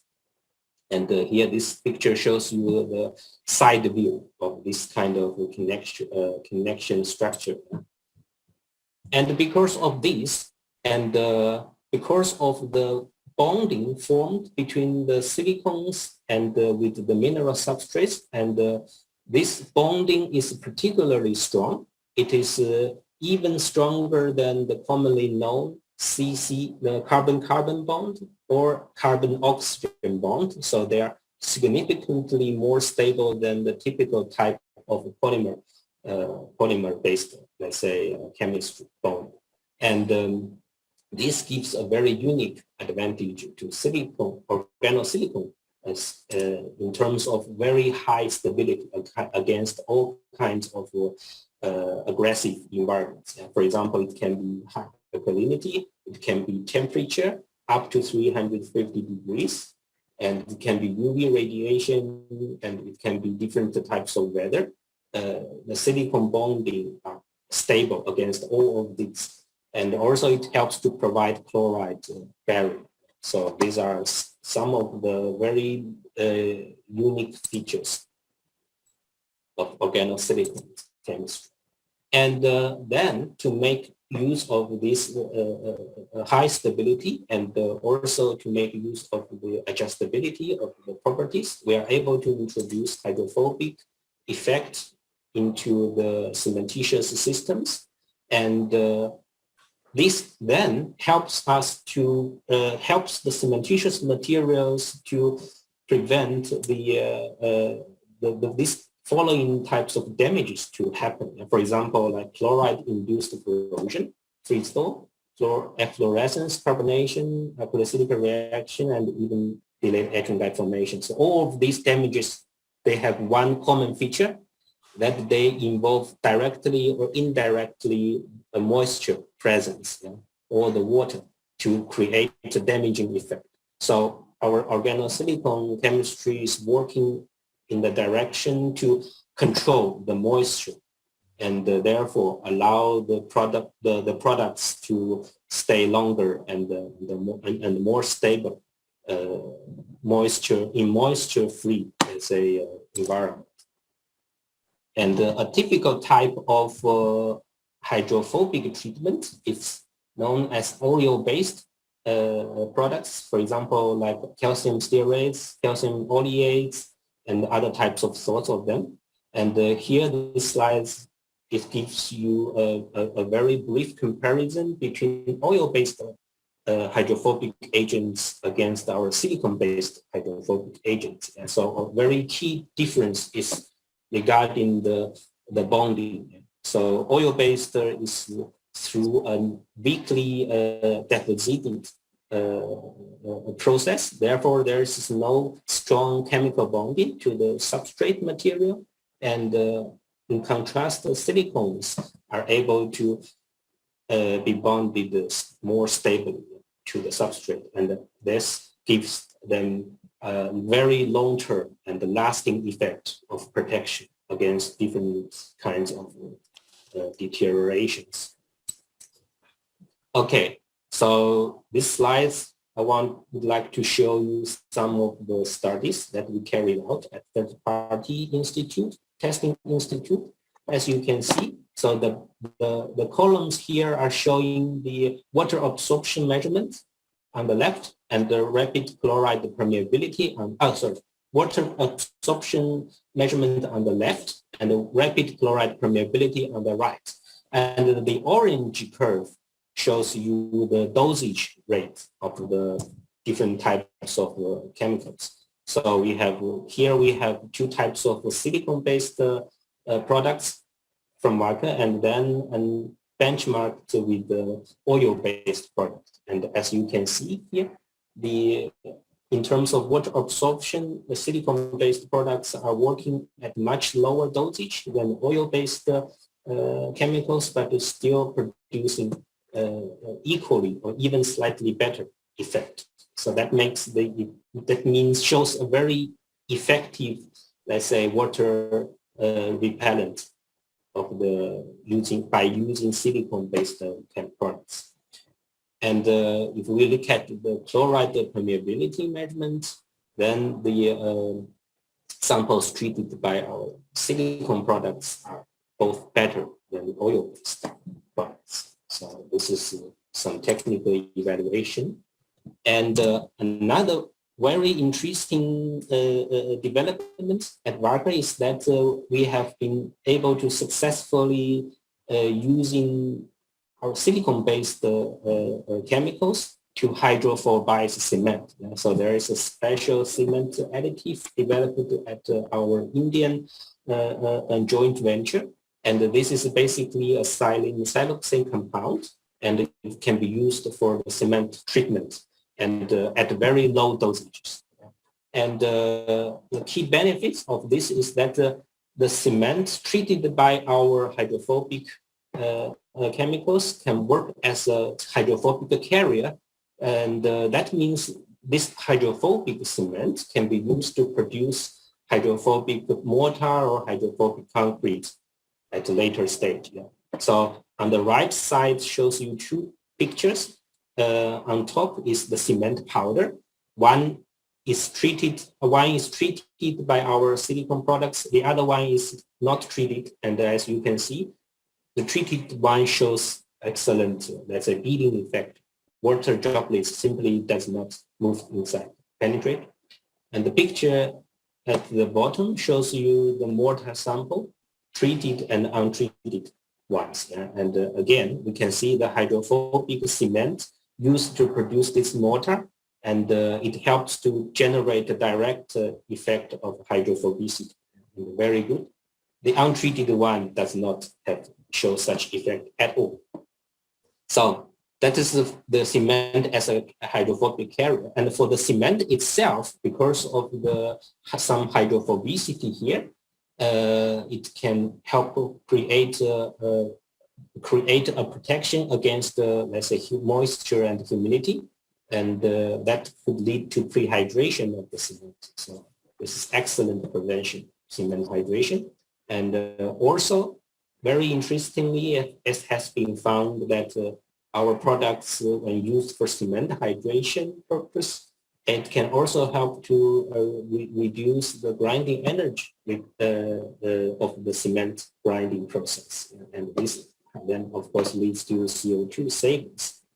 So such kind of hydrophobic cement, we think that they are needed and well suited for warm and humid climates, for coastal regions and seaboard activities like import transport of a cement trade, and all these scenarios, there is the possibility to have moisture damages. But we think this is not limited only to these conditions, because if for the regions they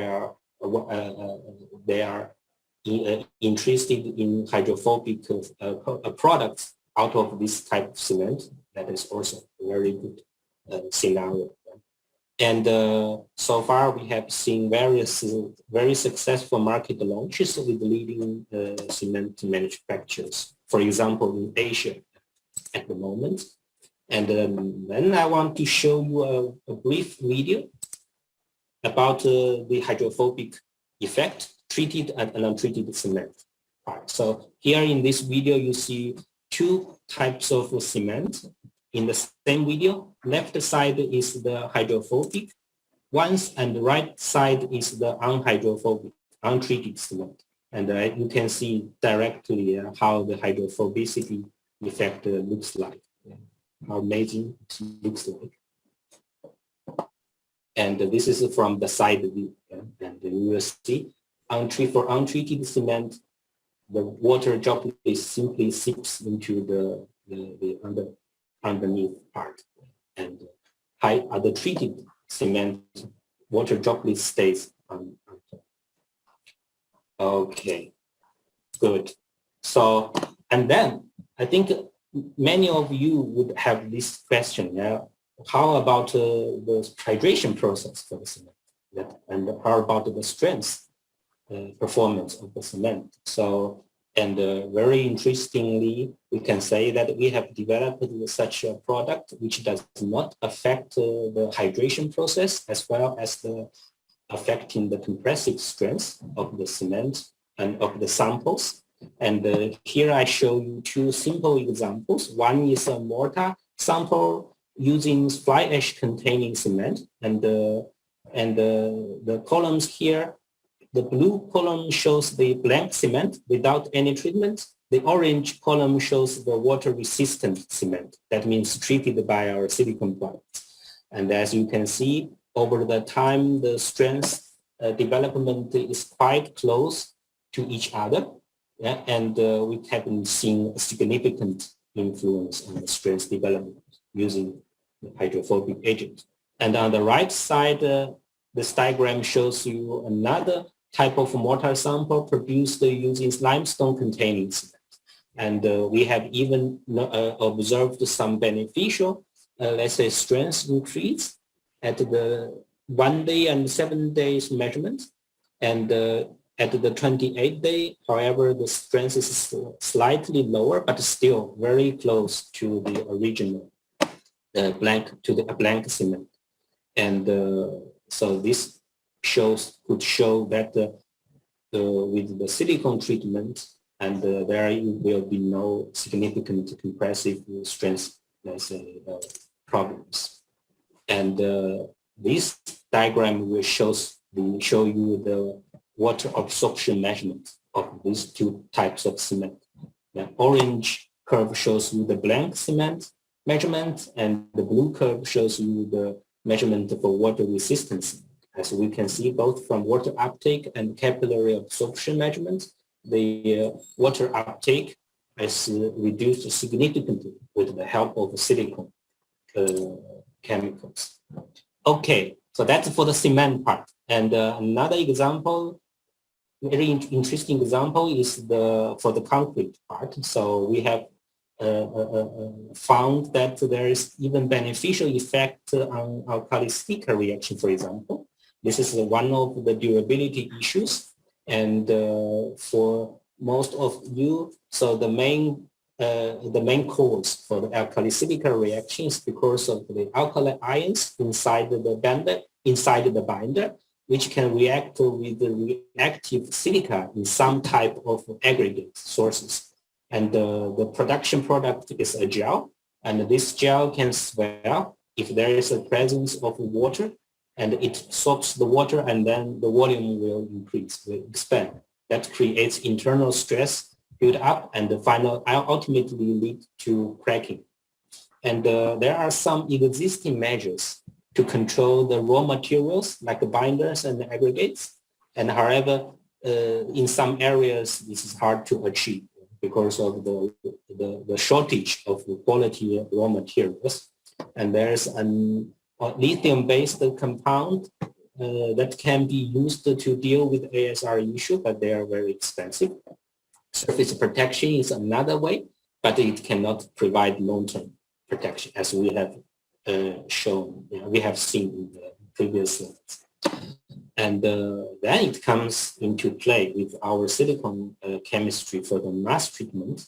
And because we are dealing with the essential part, the water and the moisture, and we prevent the moisture from being absorbed into this silica gel, therefore avoiding the expensive damages caused by ASR. Yeah. And we have conducted experimental tests together with VDZ, and using one well-established ASR evaluation method developed by VDZ, so this German Cement Institute. And in this diagram, two diagrams shows you the measurement results. Y-axis is the expansion, the strain, and the x-axis shows you the number of test cycles. And each cycle corresponds to 2 weeks time. It's the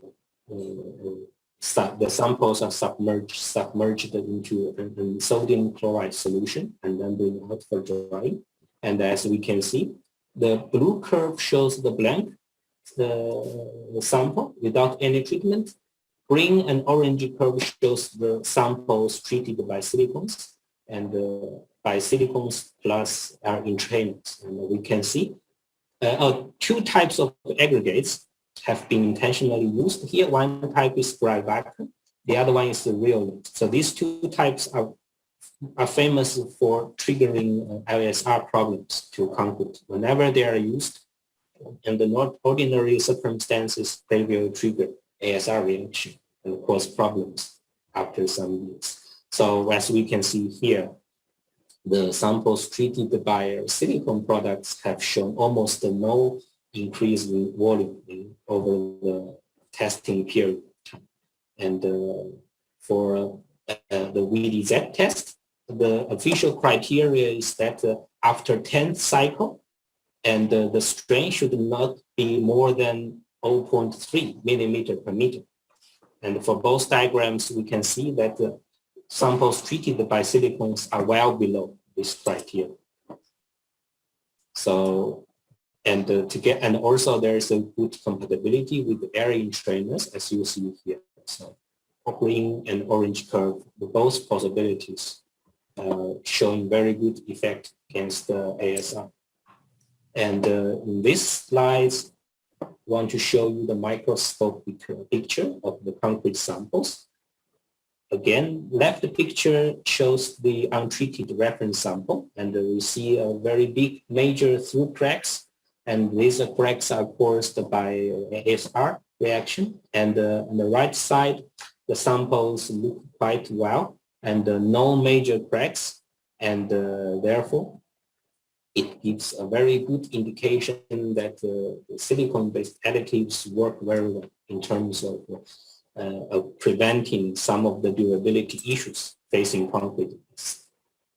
Okay, so to summarize a bit, now we see that cement-based materials can be hydrophobized very easily and with the help of silicones, and can be therefore protected from environmental effects that are harmful.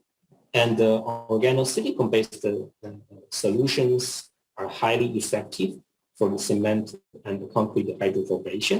And in addition, it can help greatly to enhance the durability of the cement-based products by reducing the risk of different reactions, like, for example, ASR, under very adverse conditions. So that would be then my part. Thank you very much for your attention. I hope I have shown you something that is interesting for you to see and to know about as well. So if you have further questions or interest, please just welcome to drop me an email or call me or use my, let's say, use this QR code to get connected. So thank you very much again. Okay, thank you, Thomas. Thank you, Wei. That was a really interesting presentation, and clearly huge benefits from this kind of silicon resin product. I'm interested to know its current application now, especially in construction. Are you seeing it more in mortars or in big infrastructure projects? Like, I'm thinking of dams, especially. Is that an application? Yes, definitely. Yeah, definitely. So in terms of the mass treatment, for example, when we are talking about bringing the production into the new concrete, new products, I think using the silicon-based chemicals in a very simple way, as you can see, it helps to create a very good protection against different types of harmful effects. Yeah? Sometimes, for example, it's not very easy to control really the good quality raw materials. And however, just by simply using some silicones as the additives, you can create such protection. Yeah? And then it allows you to consider a wide range of raw materials. Yeah, and I can also see a use in, having lived in India in the monsoon, and understanding the impact of moisture and humidity, I guess that's another key market for this kind of product. Yes, exactly. Yeah. So that's, for example, the areas like in the tropical and subtropical regions. Those areas typically are humid and warm, especially like, for example, countries in India and Southeast Asia countries. I think these are very good areas and very suitable to consider this type of technologies. I'm interested in the actual application of the silicon resin. It seems that it can be added either to the finished cement powder or also earlier in the manufacturing process. Yes, exactly. Yeah, exactly. I think a simpler way would be just to apply these products during the manufacturing process. So that means, for example, you can consider adding our silicon products before the grinding process or during the grinding process, so then it helps to introduce this hydrophobic effect into the cement powders directly, and at a very low dosage. Okay. And I know that Laurent will be really interested in this question. You mentioned reducing grinding energy by 10%. That's quite significant. And have you got studies that show this?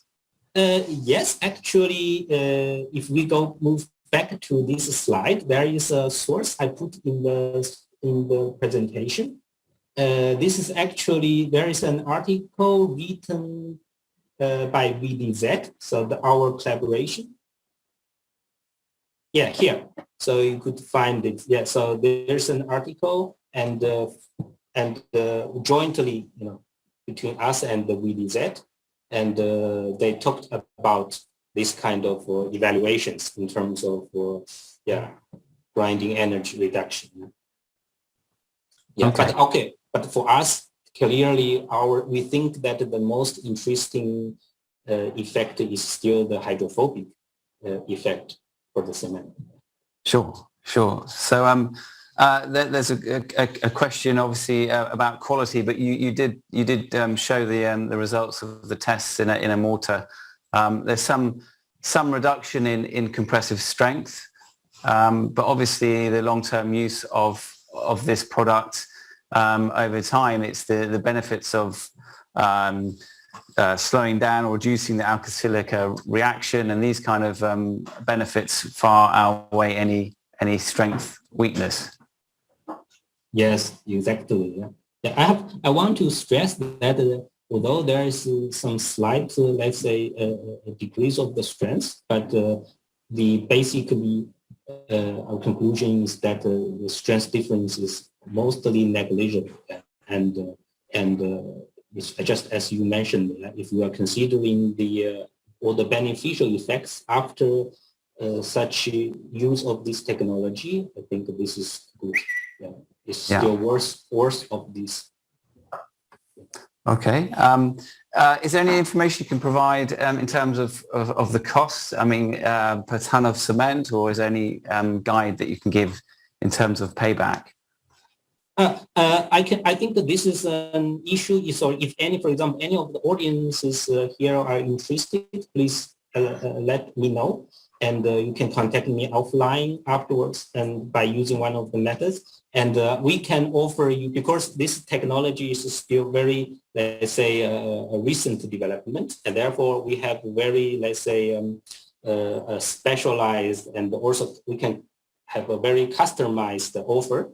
And therefore, there are a lot of, let's say, possibilities. But I can say that the overall pricing, not from our point of view, but also based on our customers' point of view, that it is going to be very fair and a reasonable level. Yeah, it will not trigger add to a very significant cost to the overall production or the material itself.